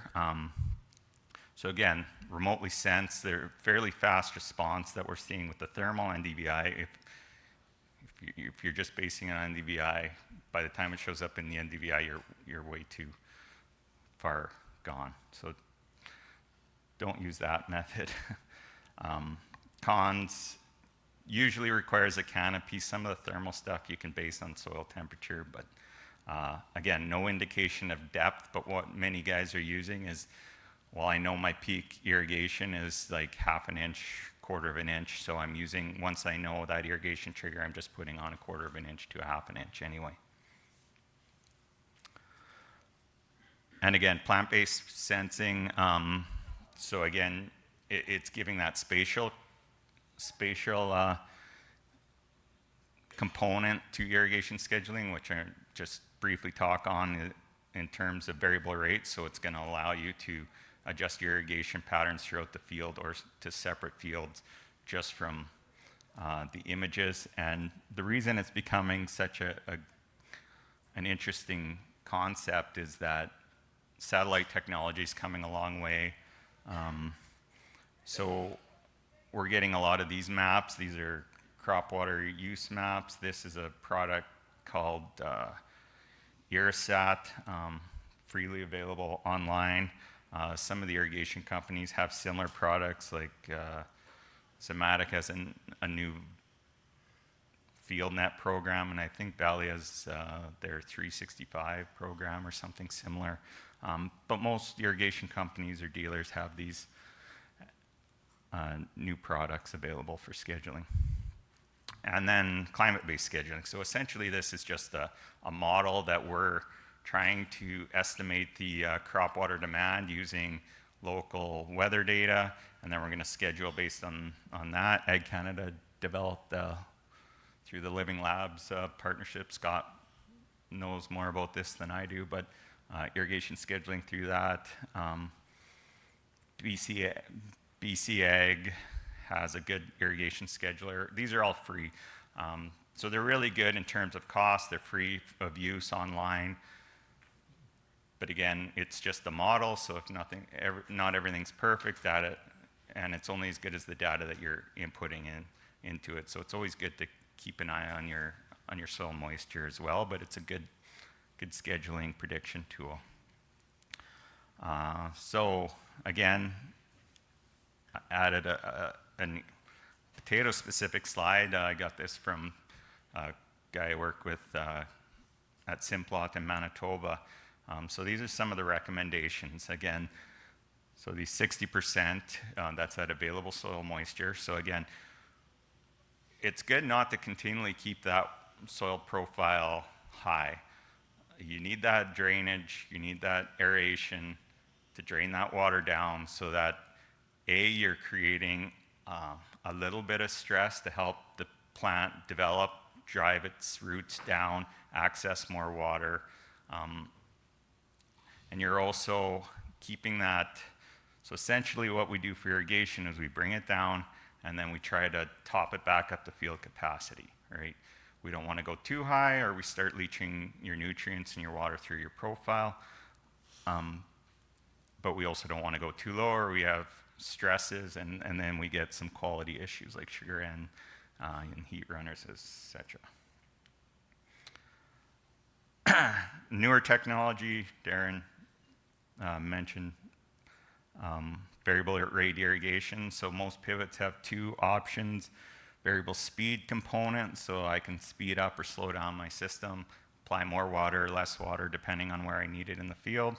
The more advanced systems, the site-specific systems, so as you can see down here, we have the ability to you pulse the sprinklers on and off as you go through the field, so that's how you're controlling the irrigation depth versus just the constant application rotation. So as it's going around the field, if you need more water, you just leave it on 100%. If you need less, you pulse it at 25, 35, 50%, depending on what you've inputted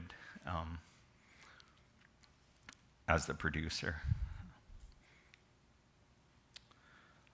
So again, I come back to some of these technologies out there for scheduling VRI. Essentially, you're applying the same techniques as scheduling a regular pivot, it's just you've added a ton of complexity, which, as you can see, most producers do not utilize this in practicality.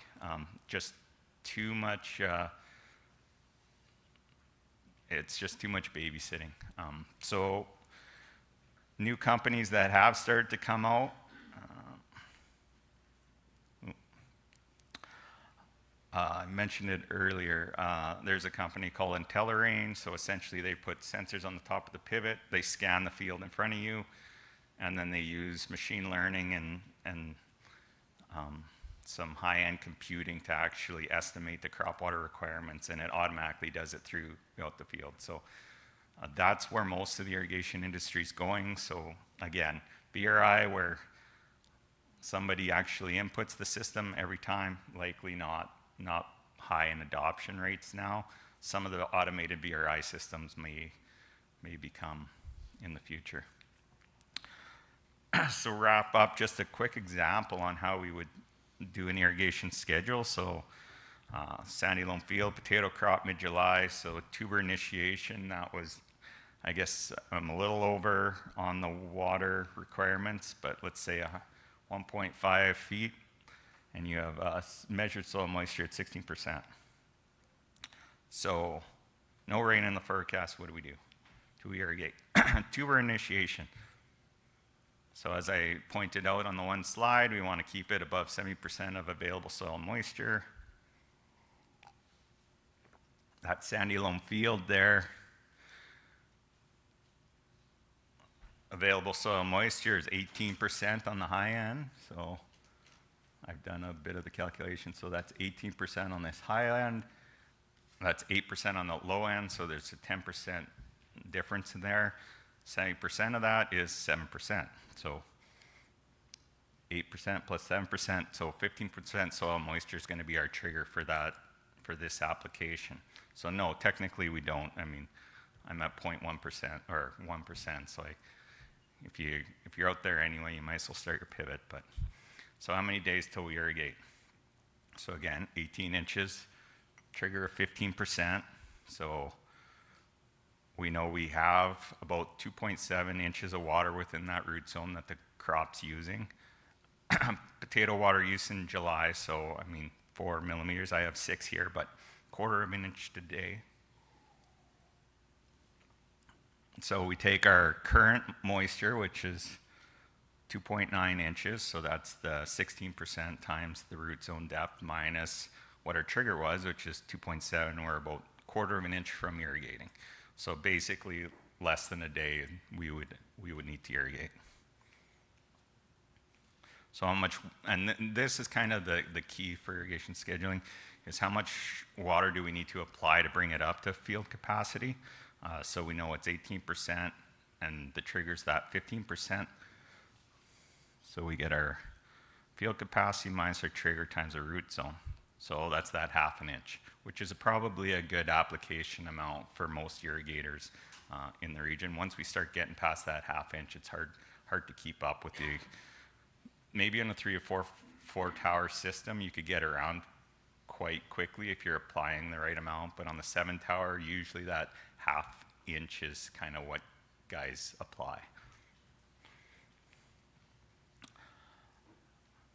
And also, but I mean, take into account your, again, irrigation efficiency. So the old high pressure sprinkler system where it's misting in that 80%, so that 1/2 inch, on your sprinkler chart, that's usually going to tell you what it would be at 100%. It usually doesn't take into account your irrigation efficiency. So really, instead of 1/2 inch, you should set your pivot to 2/3 of an inch under that high pressure example, because we're assuming that we're going to lose some through evaporation, wind drift, and that, where the lower precision spray one, we're about 90%, so add an extra 10% to account for losses that way. But take into account that inefficiency, because you may think that you're putting on 1/2 inch, but in actual practice, you're about 10% less than that. I think that's it. Did I catch up?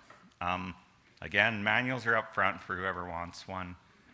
If you scan the QR code, you can also open it up on your phone. Thanks, Evan.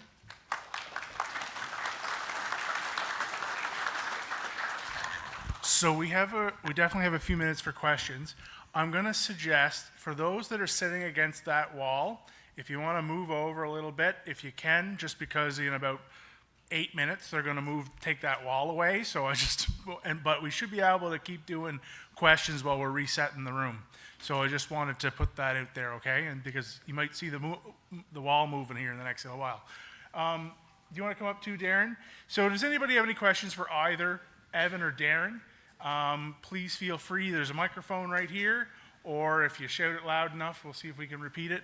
Yeah, I'm sure everybody's got lots of questions. Steve. Darren mentioned wind earlier. Quite often when it's hot and it's dry here, it's also blowing 15 to 40 k out of the southwest, which really sucks the moisture out of the system. But how do we, is that a factor to figure out how to adjust in your irrigation scheduling? So the question is about factoring in drawing winds, and then does that impact scheduling any? Well, it certainly affects how much gets to the ground, as Evan was talking about, especially when you compare the 80% or 90% efficient systems. Higher pressure worse, low pressure better. Really, when it comes to, if we're short of water, I know I do have some growers that will stop watering during the day and just run their pivots at night. But that's when our ponds are getting empty and we're just really trying to be scarce with what we have left.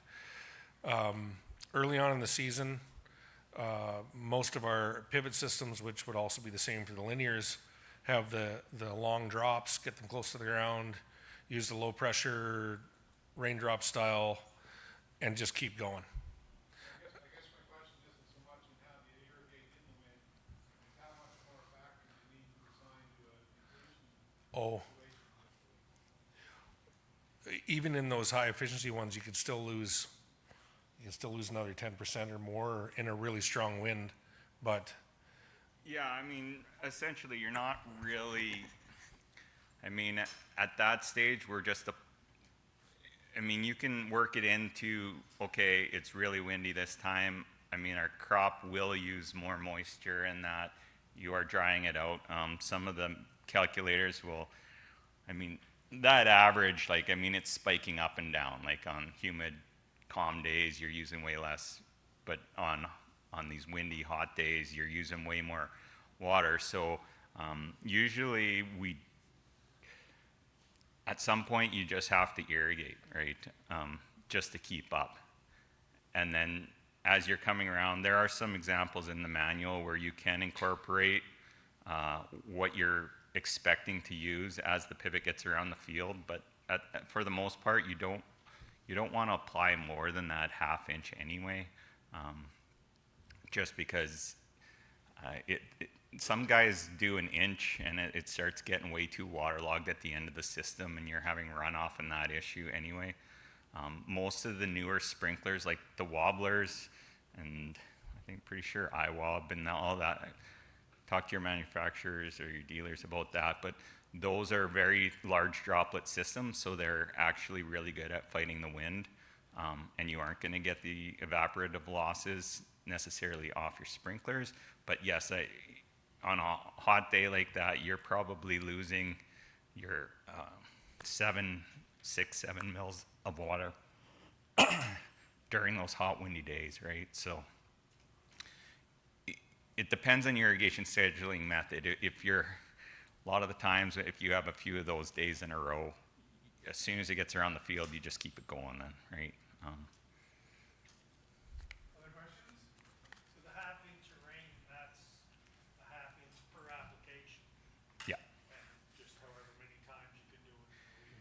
Yeah, because most irrigation systems, when they're designed, I don't know how they're designed out here, but we usually do the 7 gallons a minute per acre as a rule of thumb. At Manitoba, it's closer to 5.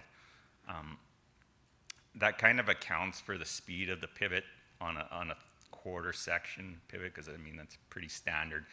Usually, that's the ½ inch application is it takes almost 2 days to get around, and so there gets your peak water use of 1/4 inch a day. So that's kind of why we're saying not to go more, because you're just not catching up, right? Most of the scheduling of PEI includes pole. You're right. Right, and so a lot of that time, you almost, you're essentially, you should, whoever designs the system should incorporate the pull on the stop. Like, if you're trying to schedule based on the pull, you're too far behind because you just can't get, I mean, if it's not designed that way. So usually they'll, I mean, what's a pull? You're going up and like you're talking for a boom or a, No, for a pivot, moving the pivot down the field. oh, I got to that slide in my I was just at that slide in my presentation. We do have a few systems in Manitoba that water one position, get moved to another position, water and move back. They're less than ideal. If you do the math on 2 full circles, you're immediately behind. You have to be at like 1,100 gallons a minute to be able to water both and keep up with our ET rate. There's a few places where we have a wiper and then half a pull, and then they move to about 3 or 11 o'clock and kind of water a pie beside, so you end up with this, whatever, 1,800 foot long pivot that's, or a field that's 1,200 feet wide. Can be done. The problem is that you're throwing labor at it, and once you moved it, you think, hey, I'm here, I'm gonna do one more, right? Well, now you're 6 days away from watering that one, and now you've put an inch on here, and now it's saturated. And now it's gonna be 6 days before you're back here, because you're gonna go back and do the same thing. And it's the wrong thing. And so, I know, well, the guys that move a 7-span in my world can move that 7-span with a skid steer and 2 guys in about 2.5 hours and get it to the next position and get it started again. But that happens in the daylight. So what do you do when it hits a stop at 3 in the morning? Well, it sits. And yeah, it's less than ideal. You're losing capacity. But if you have an insomniac and you have a system where you have 2 wipers in your system, you can be running this one. That one hits its stop. You start this one. And so it runs while that one's down and moving, right? So you try to keep your pipeline moving, even though maybe all of your irrigation equipment isn't moving. But just an idea. To the wind thing, if I can go back to that, if I could just make one comment. If you water 3/10, you might lose half of it just to flashing off. And that's why or 2/10, like, so that's why we take that water volume up so you're getting more to the ground, because you can always pencil in a certain percentage of your application just to being on the plant and drying off. So the lower you go, you can still put water on and essentially get nothing to the ground. So that's why practically we're between 4 or 5 and 6/10 in almost all of our applications, unless we're spinning water on fast to apply fertilizer. So, the rule of the thumb that you mentioned is that you trigger the irrigation whenever the soil moisture reaches 50% of the yeah, on field crops. On horticultural crops, it's more on the higher end, like you want 60 to 70% of the soil moisture. So my question is, that is a normal condition when you want idealistic crops, the maximum yield. Yeah. Giving most favorable conditions to the plant. Now, if a drought hits and we ask the farmers that we have a drought-like condition, so please review your irrigation triggering criteria. So what is the minimum level that you think that would be appropriate for the PEI soil, where we can keep a balance between water use and the potential use from Depends on the time of year. Yeah, stage of the crop. I mean, what you're kind of describing is what we refer to as deficit irrigation. So in terms of, usually it depends, like usually the critical stage for potatoes is in the bulking stage for water. So there's a couple ways to address deficit irrigation. If you know you're going to have some limitations on your well water or your storage, like hold back on that irrigation until you get to the critical stage and then do that. The other way you can do it is if you keep ahead of it and you spoon feed it, try to get ahead of it so that you build up your reserves so that it can carry you through the deficit or through the drought. But yeah, you don't want to stress it during those critical periods, right? If I could say something totally contradictory to what Evan just said, and hopefully we'll still be friends. I work in a world where we're still 60% or more Russ at Burbank. Sorry for swearing. And you all know how critical that early moisture period is with Russ at Burbank. When you're halfway to row closure and the stones are out and they're hooked and they're going to start making tubers, and your pipeline's still not in the river, and right. So it's such a critical time in our area between 50% row closure, and tubers are coming on, and you're building a whole bunch of vine. There's a tremendous water demand in that period, and a whole bunch of it's flashing off the soil surface because we don't have a canopy yet that keeps that ground constantly damp. So yes, having enough water during bulking is critical, but if we do tuber initiation wrong, you're bulking garbage, right? Is that fair? We're going to try something here. We're going to try and keep a few questions going. However, I need everybody at those tables on this side of the wall to vacate. So you guys all need to move over here somewhere for, even if it's standing at the back for a few minutes. It's going to take them 15 or 20 to move this wall. In the meantime, we have mics. We'll talk and we'll keep answering questions, okay? Peter? We have a scenario we looked at field. So this field is 6 times as long as it is wide. And it's about 720 feet wide. You could irrigate it with part of it with a 2-section pivot. And put it the rhythm that we did, you could make that circle in 24 hours. But you've got to move it and then you pull it ahead. You've got 6 different stations down the field. Is that a reasonable thing to try to do or not? We're talking section pivot or quarter No, section? he's talking a 2-span pivot, Pivot with 2 towers on it. a 2-span pivot. And theoretically, if you go around in 24 hours, maybe, Okay, do the fuzzy math. and then you pull it And how many times are you having to move it then? 6 times. Yeah. That's a 50-acre field then? Yeah. Okay, I would say runaway.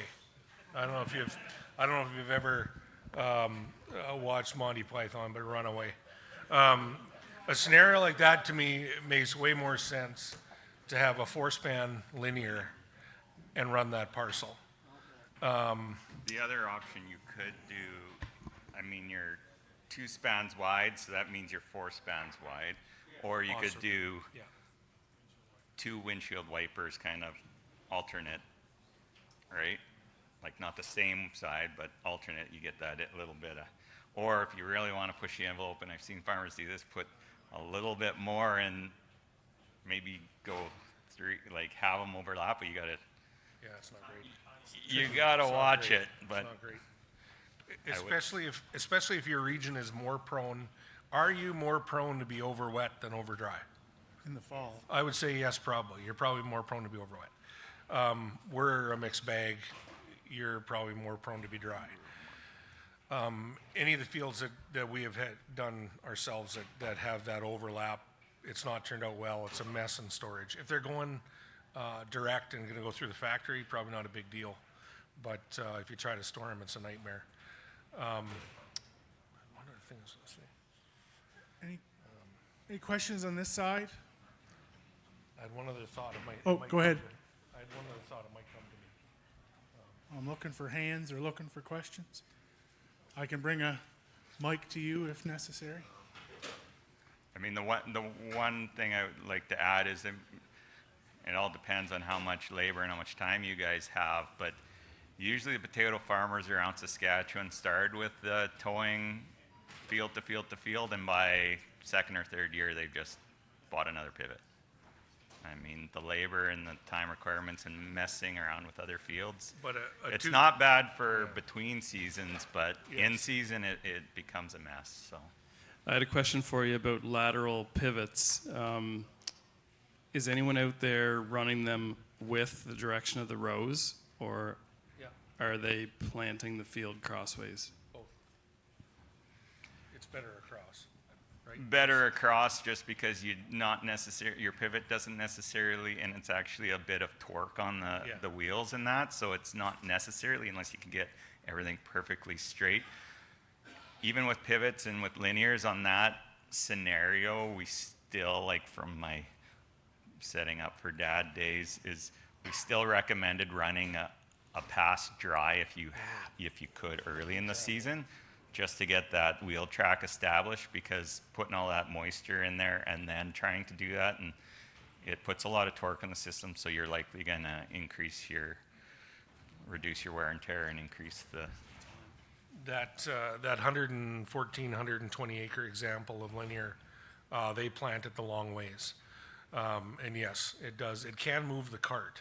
So now, I really didn't talk about it, but those carts have a few different ways to control them. On a linear, the cart's in control, the pivot follows. When it moves ahead, all the switches snap the pivot forward. With a pivot, the last tower's in control, and all the ones in the middle catch up. So the last one goes ahead, the rest catch up, the last one goes ahead, the rest catch up. So anyways, cart's in control. Long as your linear doesn't pull your cart offline, so that whatever it's following, sometimes it's a little groove in the ground with these two little arms. Sometimes it's electronic and it's following a cable, right? Isn't another one? So, are there any GPS controlled ones? Okay, so there's Most of the new GPS controlled ones. Probably have a best chance of not failing, but that's just a guess. So, but yeah, they can go with the row. This is just a real quick one, Dave. You mentioned blowing out lines for winter freeze protection. What are you using for blowing out lines? A chunk of styrofoam slightly bigger than your pipe and about that big. We call it a pig. And then you go get a Ingersoll Rand Cummins air compressor and push it through each section. And you put it in the pipe, you compress behind it, it'll push the water out ahead of it. Rinse, repeat, do it again, and just take your whole line out. More questions? Any other questions? Oh, the back. Have you ever ran a lateral or linear on rolling landscape? Linear or lateral on rolling landscape? They actually do quite well. Yeah, they do well. The only issue sometimes you get with rolling landscape is the slippage. Like once it's pulling that long drag tube, and we try to keep that where the cart is pretty dry, or put some permanent cover in there, or even some gravel, because if it's getting wet from sprinklers on that and you're starting to go uphill, like it'll start slipping a bit and everything kind of gets out of alignment, and you'll be fighting that for the most part. But other than that, If you fertigate with it and you put a 500-gallon tank of fertilizer on it, it's got lots of traction. Yeah. Anybody else? We're almost done putting doors away. Yep. Just a second here. I'll come to you. I just wondered one thing, if would a lateral work on a field that's planted on the contour, a curved field? And the other thing is, what do you guys think is the most practical way for us? You guys have seen enough of our fields here. What's the best method to irrigate these fields, in your opinions? I would suggest the contour is probably not a great. The linear runs straight, the pivot runs in a circle, and a linear is not going to follow a contour, just because the nozzles aren't set up to do any amount of pivoting, because they're an even rate. So if you can't figure out a way to make it go straight, at least for a while, and then spin it and send it another direction, it's probably not a good application. The Starship Enterprise there might be the best bet, yeah. yeah, I mean, in terms of labor in that, like best bet would be to find a few fields side by side and buy out your neighbor if you can, and put up a sieve. Or cooperate again. Cooperate. Yeah. I know. Just buy them out. But in terms of labor and that, you can't beat a center pivot. And Yeah. I mean, Any other questions? All right, we're going to take a 5-minute, like getting ourselves reorganized break here. There are irrigation scheduling manuals up here at the front that Evan generously brought from Saskatchewan that you're feel free to grab one. And we're going to start with our grower panel in 5 minutes. If the people that are on the grower panel want to come up to the front, that would be super.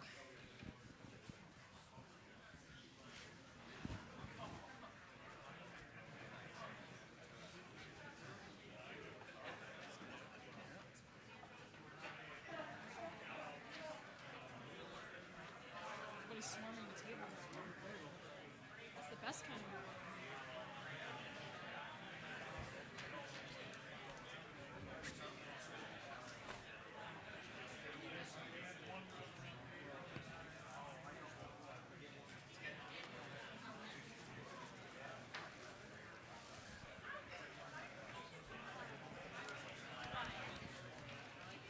Yes.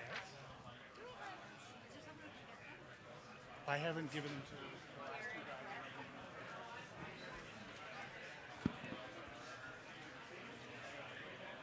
I'll deliver them now.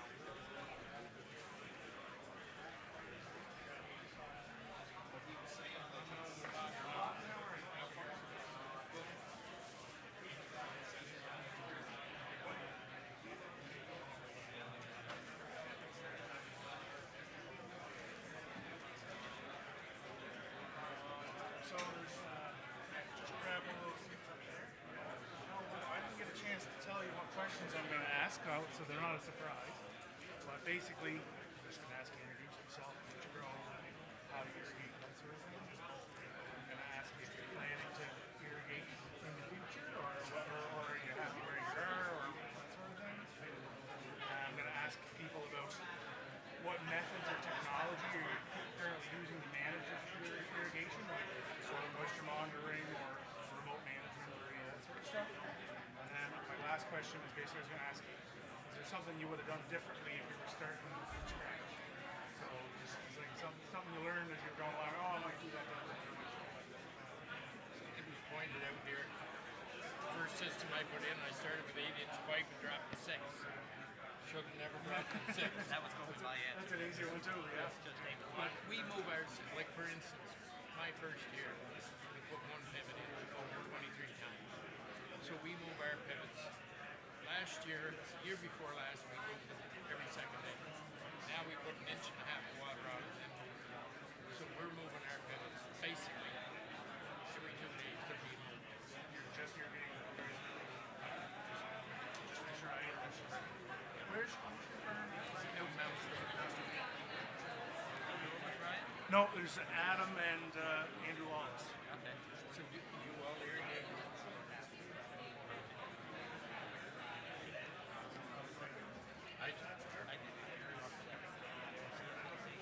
Oh yes. Andrew. I just finished burying. I've got all the buried pipe and everything.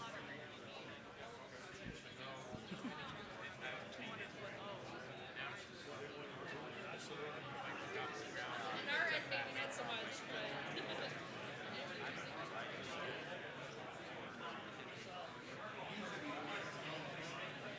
Buried.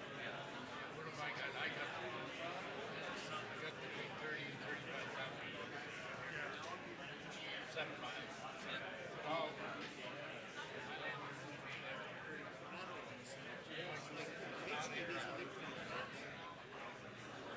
You guys want to grab some seats? And we'll get ready to go here.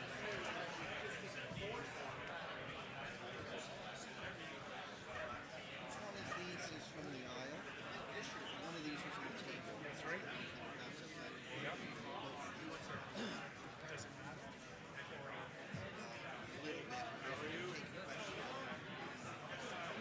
We'll probably pass one around. I'm sure. And then we can put that in the back. Okay. Here, you're standing be talking from this one here. That'll be perfect. So I'll give that there. You want to put that back out? Thank you. All right, folks, we're gonna get started here to close off the day. We wanted to try and put this into we heard a lot of great things today, a lot of useful information today, and it's about trying to put that into practicality. And there's no better way to put that into practicality and put that into the real world is to talk to people that are managing irrigation in the real world. So I reached out, and myself and some of my colleagues here with the department reached out to some people that we know that have been irrigating, some for a shorter period of time, some for quite a while. And we've tried to get a little bit of a cross-section of what's done here in the industry. So we have Adam J. He's from G. Visser and Sons down Orwell. They're mostly fresh market potato producers, and they definitely do a bit of irrigating. We have Alan Waugh from Willard Waugh and Sons from just outside of Summerside here. I know Alan, your family, you've been irrigating for a couple of decades anyway, so got lots of experience at it, both in a couple different types of systems too. We have Elwood Lawton here from Mount Stewart area. Elwood irrigates wild blueberries, so that's something a little different to talk about today, and we're interested to get that perspective. And then we have Andrew Lawless at the end from Hilltop Produce out in Kincora, and Andrew's been investing considerably in irrigation in the last number of years as well. So hopefully that gives us a good little cross-section. I've just basically said each of these persons' names, but I'm going to just get them to maybe introduce themselves briefly, what crops they grow, what types of irrigation they're using, and how long they've been irrigating. So we'll just start with you, Adam. There's a mic there, and then just pass it along as we go down. Yeah, thanks, Ryan. So my name's Adam J., and along with Randy Visser and Ben Visser, we operate G. Visser and Sons in Orwell. And potatoes are our primary crop. We also grow grains and cover crops and corn in rotation. And we, across the potato spectrum, we don't do processing, but we do seed, fresh market potatoes across most of the categories. So yellows, reds, russets, and some creamers as well. And we've been irrigating for about 8 years on our farm, and as lots of others probably do, we call it irritation. Hello, my name is Alan Waugh. I farm with my son in North Dec' under Willard Waugh and Sons Limited. We grow processing potatoes, table potatoes, and seed. And we've been irrigating with pivots and 2 guns for a little over 30 years. We certainly didn't start with the pivots back then, but. Hi, I'm Elwood Lawton. I grow blueberries in Mount Stewart, and we started 6 years ago. We put our first pivot in, and now we have 3 pivots, and we're irrigating about 70% of our crop. And we move each of the pivots every 2 days. So each pivot goes to 4 places, and we'll put an inch of water on, and then move it to the next riser. It's a full-time job, 24/7. Good afternoon, folks. Andrew Lawless here of Hilltop Produce in Kincora.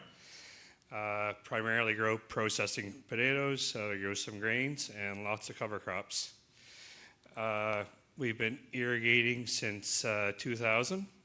We started, I guess, in the central part of the island.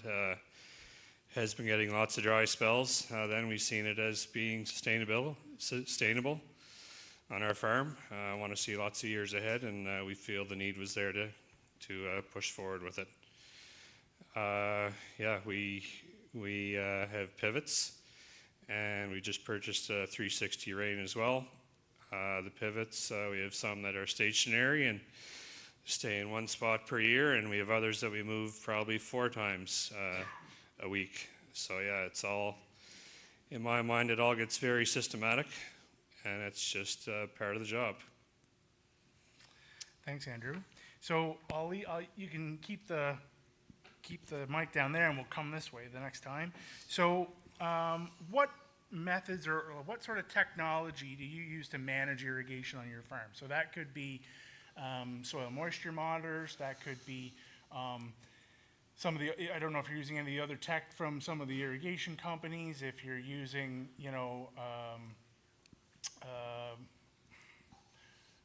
I was trying to think like scheduling programs or anything else that you're using along with, or, depending on how you actually manage, are any of your equipment attached to power so that they can be turned on remotely or managed remotely? So when we started, we worked a lot with the University of Prince Edward Island. We're very grateful for their help in helping us decide when to water. There was numerous tools they used. We got advice from them on a weekly basis. And so we mainly used a probe then, I guess. And today we're lucky to be part of the East Prince Ag Group, amazing group of people. And they help us check our fields on a weekly basis and help us decide when to water. I noticed this afternoon a lot of talk on the 15% moisture. The rule of thumb for me is 15%. And if it goes below that, I'm probably not going to get it back. So I want to keep it there. So I'll start and go from there. Great, thanks. Same question. We're trying to put an inch a week on at least. If nature doesn't give us an inch a week, we'll put it on, but we also have a monitor in the soil that we try to correlate it. But we're also finding that in this last summer, an inch wasn't enough. Our crop yields were conducive to or correlated with the amount of water we put on. The more water we put on, the bigger the crop. So we just ran our full bore, everything we could pump. When the system made the circle, we moved it. Over the years, we've tried many different moisture monitor systems, and I guess we're back to where we started at the very first, just with the good old hand method, and usually we'll try to start watering the field a couple of days before we actually think it needs water, because it's going to take us a few days to get around until we move the pivot to the next circle. So we're usually got to be ahead of the cycle a little bit. Some of our pivots we move 4 or 5 times in a field. There's only 1 or 2 that we, in 1 year, that we don't move at all, but the rest of we would move anywhere from 3 to 6 or 7 times.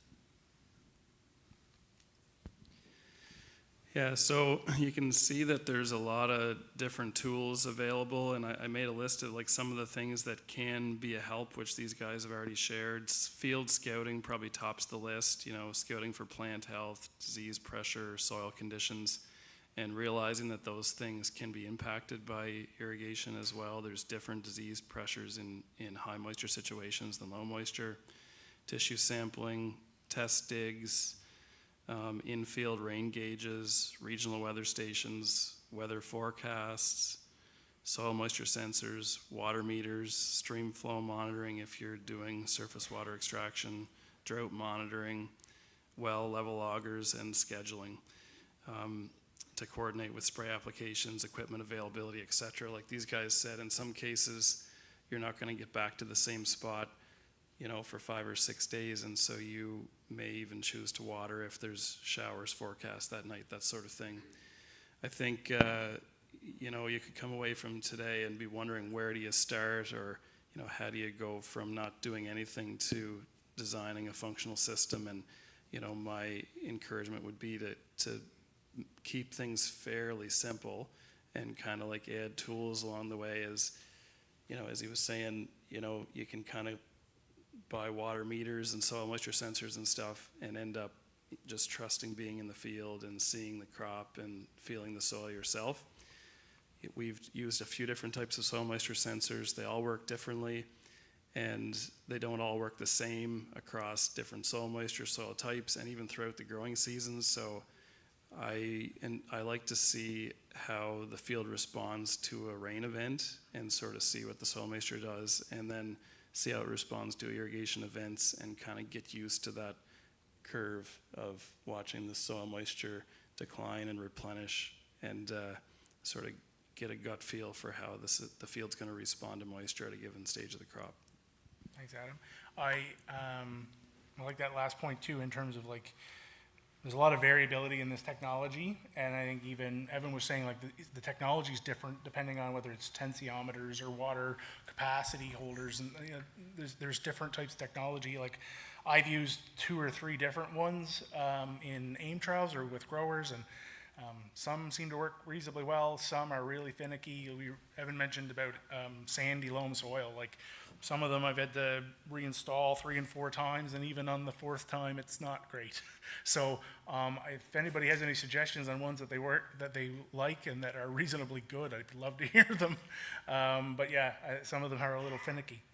My next question would be, if there was one thing that all of you have been irrigating now for a while, if there's one thing that you were doing differently, like if you're starting from scratch today and you could change one thing about how you're irrigating, what would that thing be? So some of the guys at the table that are moving pivots in season, they're working a little harder than us, I think. I would say prioritize simplicity in design to make the systems easier to operate in season and require less setup and changeover time between seasons. So for us, that would be a little bit of a preference to pivots over booms and reels, pivots that stay the same length between seasons rather than taking spans out and changing the length. Single wells over surface water systems, ponds, or multiple shallow wells, and then remote controlled systems over local control so that you can control all your systems from wherever you are, and underground pipe versus above ground. It's more reliable and it's less visible to people passing by and whatever. It's what I would change differently from what we first started with. I'd probably put a bigger pump down their well if we had the water, and I would go with 8-inch pipe everywhere instead of 8 and then some 6, because now that we've either expanded our system, we're having trouble getting our water 6-7 miles away. We need a bigger pipe.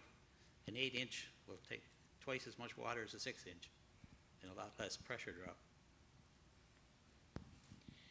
Yes, our first system, we started with 8-inch pipe and dropped to 6, and since that we all 8.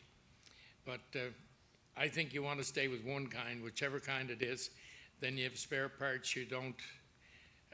We have all the same pivots and parts and breakdowns.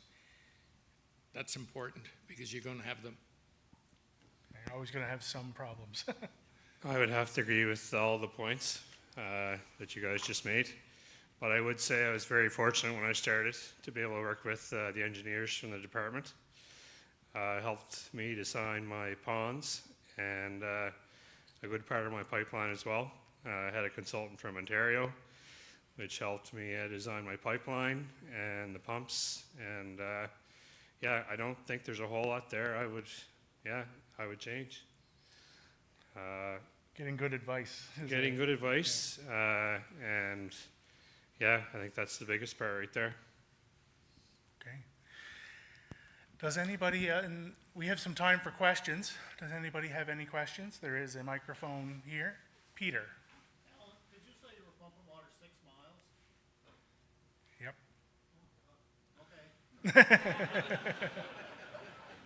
Yeah. You would be amazed how far you can pump it. We're pumping it quite a ways as well, and yeah, you want to have a good pump at the pond.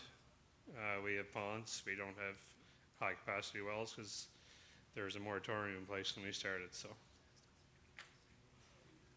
Is there anything about managing the ponds, Andrew, that you would say was a learning on the go too, like, or that maybe you learned over time? I guess I'm learning algae can be an issue through the year, and just make it systematic. I know we try and keep our ponds full as we can, and at the start, and just manage them accordingly.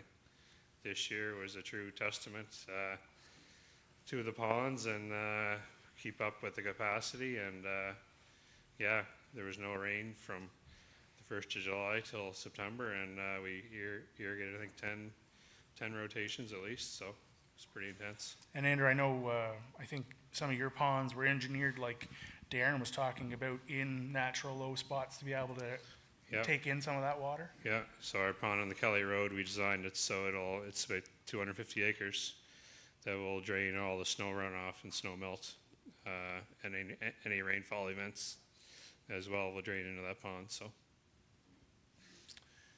Any other questions? Oh, right here. I have a question and a comment for Andrew. We had algae in one of our ponds quite bad one time, and just by coincidence, we couldn't keep enough pump capacity to keep it filled for the amount we were drawing. And we specifically drawed that well down near, the pond down near Tukwila. And when we refilled it, it took care of the algae problem. So we depleted all the stale or stagnant water, and we depleted it with fresh. And that seemed to eliminate the algae problem. And that was at least 5 years ago. Kind of rebooted the system a little bit. Still hasn't been a problem since. Interesting. And the other question was for Laura. You 6 miles, what kind of pressure would you have at the beginning of that pump or that lawn? It's getting down, depends if you're going uphill. Go back You down. have to lose If you're going uphill, you're going to lose a lot more pressure than if you're going downhill eventually. You don't need you only need 30 pounds for a pivot. So at the pump, we're like up 180 pounds. Questions? Other questions? Looking around. Got a wealth of knowledge up here, folks, if you take advantage of us. Okay, I have another question. So from what you've learned today and what you've seen on your own farms, where do you see the future of irrigation being on your farms? So do you see somewhat of an expansion, or, you know, or embracing maybe on its efficiency, or like on your farms, what does the future of irrigation look like? Whoever wants to start. I guess on our own farm, I guess we're probably going away from guns because it takes too much pressure and electricity to make that kind of pressure.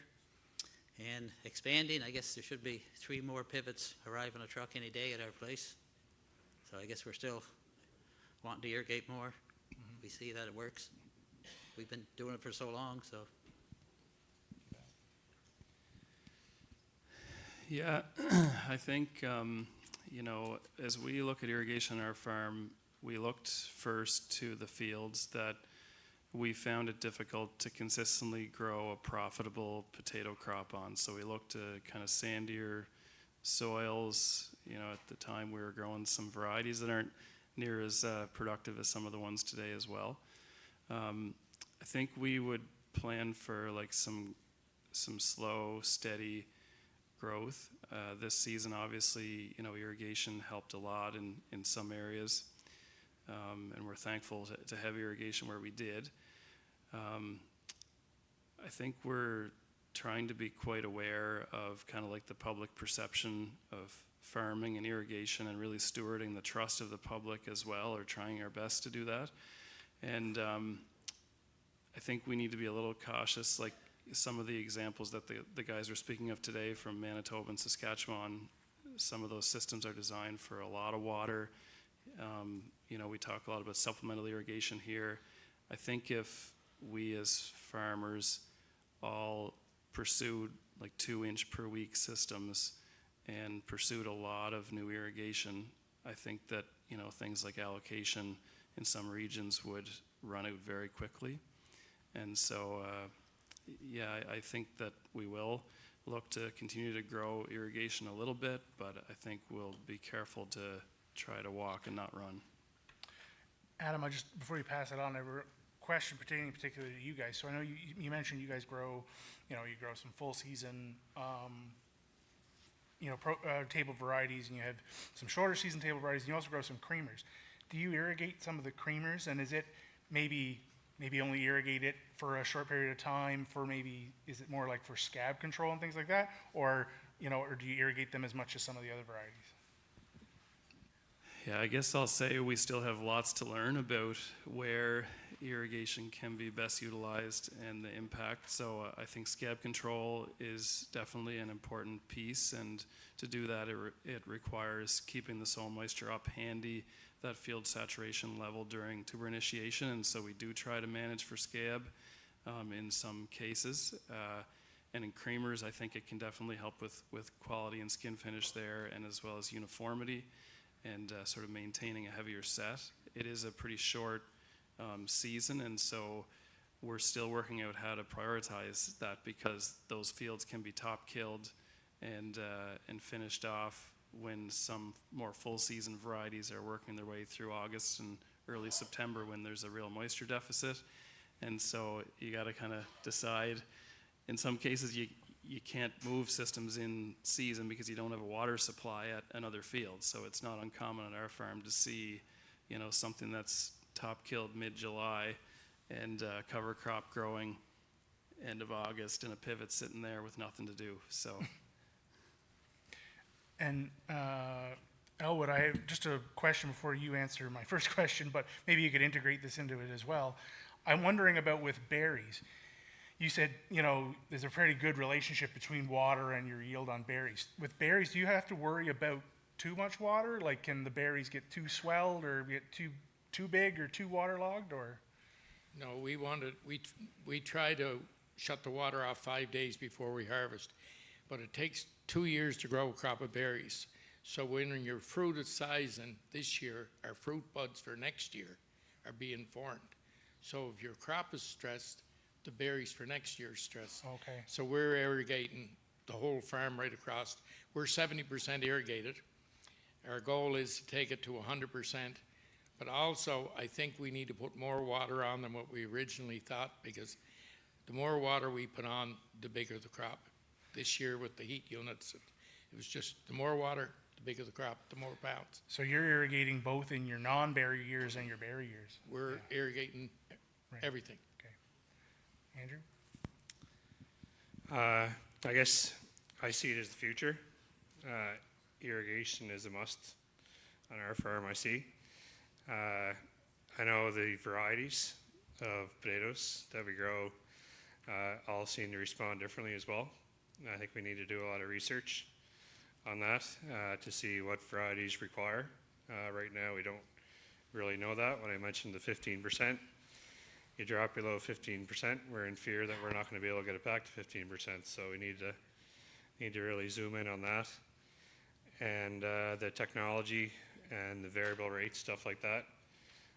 We're partaking in every bit of technology we can on our farm to be as efficient as we can, because the costs are what they are. So it's just a few things you can't ignore, I guess. Mm-hmm. And we're very grateful for the new varieties we have. I think we all know if we all addressed Burbanks this year, where we'd be on PEI. Yeah. Mountain Gems, Targies. As a processing grower, it's quite a difference. So. Yeah, and I've seen some big yields in some of the table varieties too that respond well to irrigation too. So there can be a lot of variety response to irrigation. Steve? Just curious to know, within any given variety for the potato guys, have you made modifications to your stem populations or your nitrogen management programs when you're going in that water, field to field, or just business as usual? We haven't adjusted our fertilizer program a whole lot. We've planted our seed closer together because we know the end goal can be a lot greater. But as far as our fertility, we haven't adjusted a whole lot. But like I said, there's always room for improvement. Alan or Adam? Yeah, when we plant our seed, we would certainly plant them at least an inch and a half closer on an irrigated field versus a non-irrigated. And we've done some work in this past summer with some fertigation. I can't quite tell you the results as yet because we haven't got them back from a company here, but hopefully it'll be soon.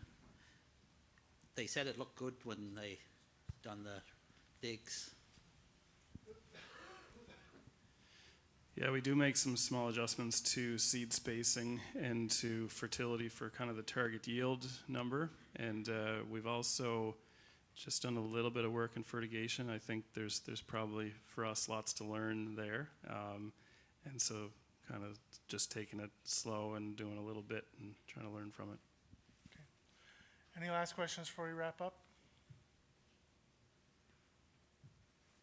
Oh, Jobs, yep, Not a question, but a request, Ryan, if it's the appropriate time yet. sure. Folks, to the first request would be to the equipment suppliers. So whichever brand, on behalf of all the growers or users, we could only ask that they are staffed up and have the appropriate parts and equipment on the island. There were a number of cases this last year where there was nothing more disheartening to see, you know, everything was there except a flange or except a fitting. And this was in the middle of July, August, and it cost, you know, growers a severe amount of yield loss and or challenges. So that would be one request to all of the irrigation suppliers and companies. The other one is to the department. With the number of applications that are going in for well extraction permits, exploration permits, ship applications, that what do we need to do to get some more resource in the department to be able to deal with those? Because again, if we go into another year like we did this last year, you know, we need to get systems in place sooner rather than later. So those would be two requests, please. Thanks, Jobs. Anything else? Go ahead. Just thought I might say one more thing in terms of how you might get started. I think you might, you know, hear the different talks today, and you're kind of wondering about what system might be appropriate. How can it work in the shape of the fields that you're considering? I guess if I was to put myself in your seat, I think I'd probably start with a conversation with one of the equipment suppliers. These guys are pretty adept at doing designs for different field dimensions, giving advice on different systems.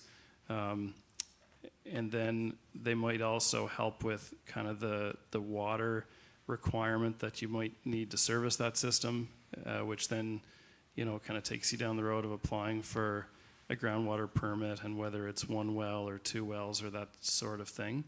And so if that's helpful, I wouldn't recommend one supplier over another, but just, you know, give a guy a call and work your way through a potential design and get a quote, and then call the other guy, perhaps too. Yeah, and I can't echo that enough. Is with everything in agriculture, it's about reaching out to the people that can give you a hand, you know, and that's what they're there for, you know, like they're there to help with that process. So whether it's people with the department or people with the suppliers or other technical experts, make sure you access those resources to help you out. Does anybody have anything else before we wrap it up? I know we're probably running a little long for the agenda. Before I forget, when on your way out, feel free to leave your name tag just on one of the desks there by the front. We'll recycle these and use them for a future meeting, so you don't have to just chuck them in the garbage when you get home. I want to thank again our sponsors. I want to thank everybody that helped put this day together. Linda and her team with the department, Kyra and Curtis and Rodrigo especially. Multiple people on my team, Amanda and Humna and Holly and Greg and Scott and Krista and Rebecca, other people that helped today with corralling people and getting people through registration. I want to thank the SCAP program. They covered a lot of our speaker costs for today. That doesn't come with no cost, especially when people have to change flights due to a change in day on the venue. So we appreciate that, and I appreciate all of you making the effort to come. It's really heartening when we have an event that we get such great attendance for, and people that stay to the end and were interested and ask questions it's useful to that. Hopefully we're presenting programming and presenting information you can use. There will, as I said, this I think most of these presentations hopefully we'll be able to make available on the agronomy website. We'll also be making the actual videos themselves available on the agronomy website. Maybe don't look for them this week, but sometime in the not too distant future. And anything else I'm forgetting? Anybody? I think we're probably pretty good. So thanks again. Safe home. Merry Christmas and happy holidays. And let's give a last round of applause for our grower panel here.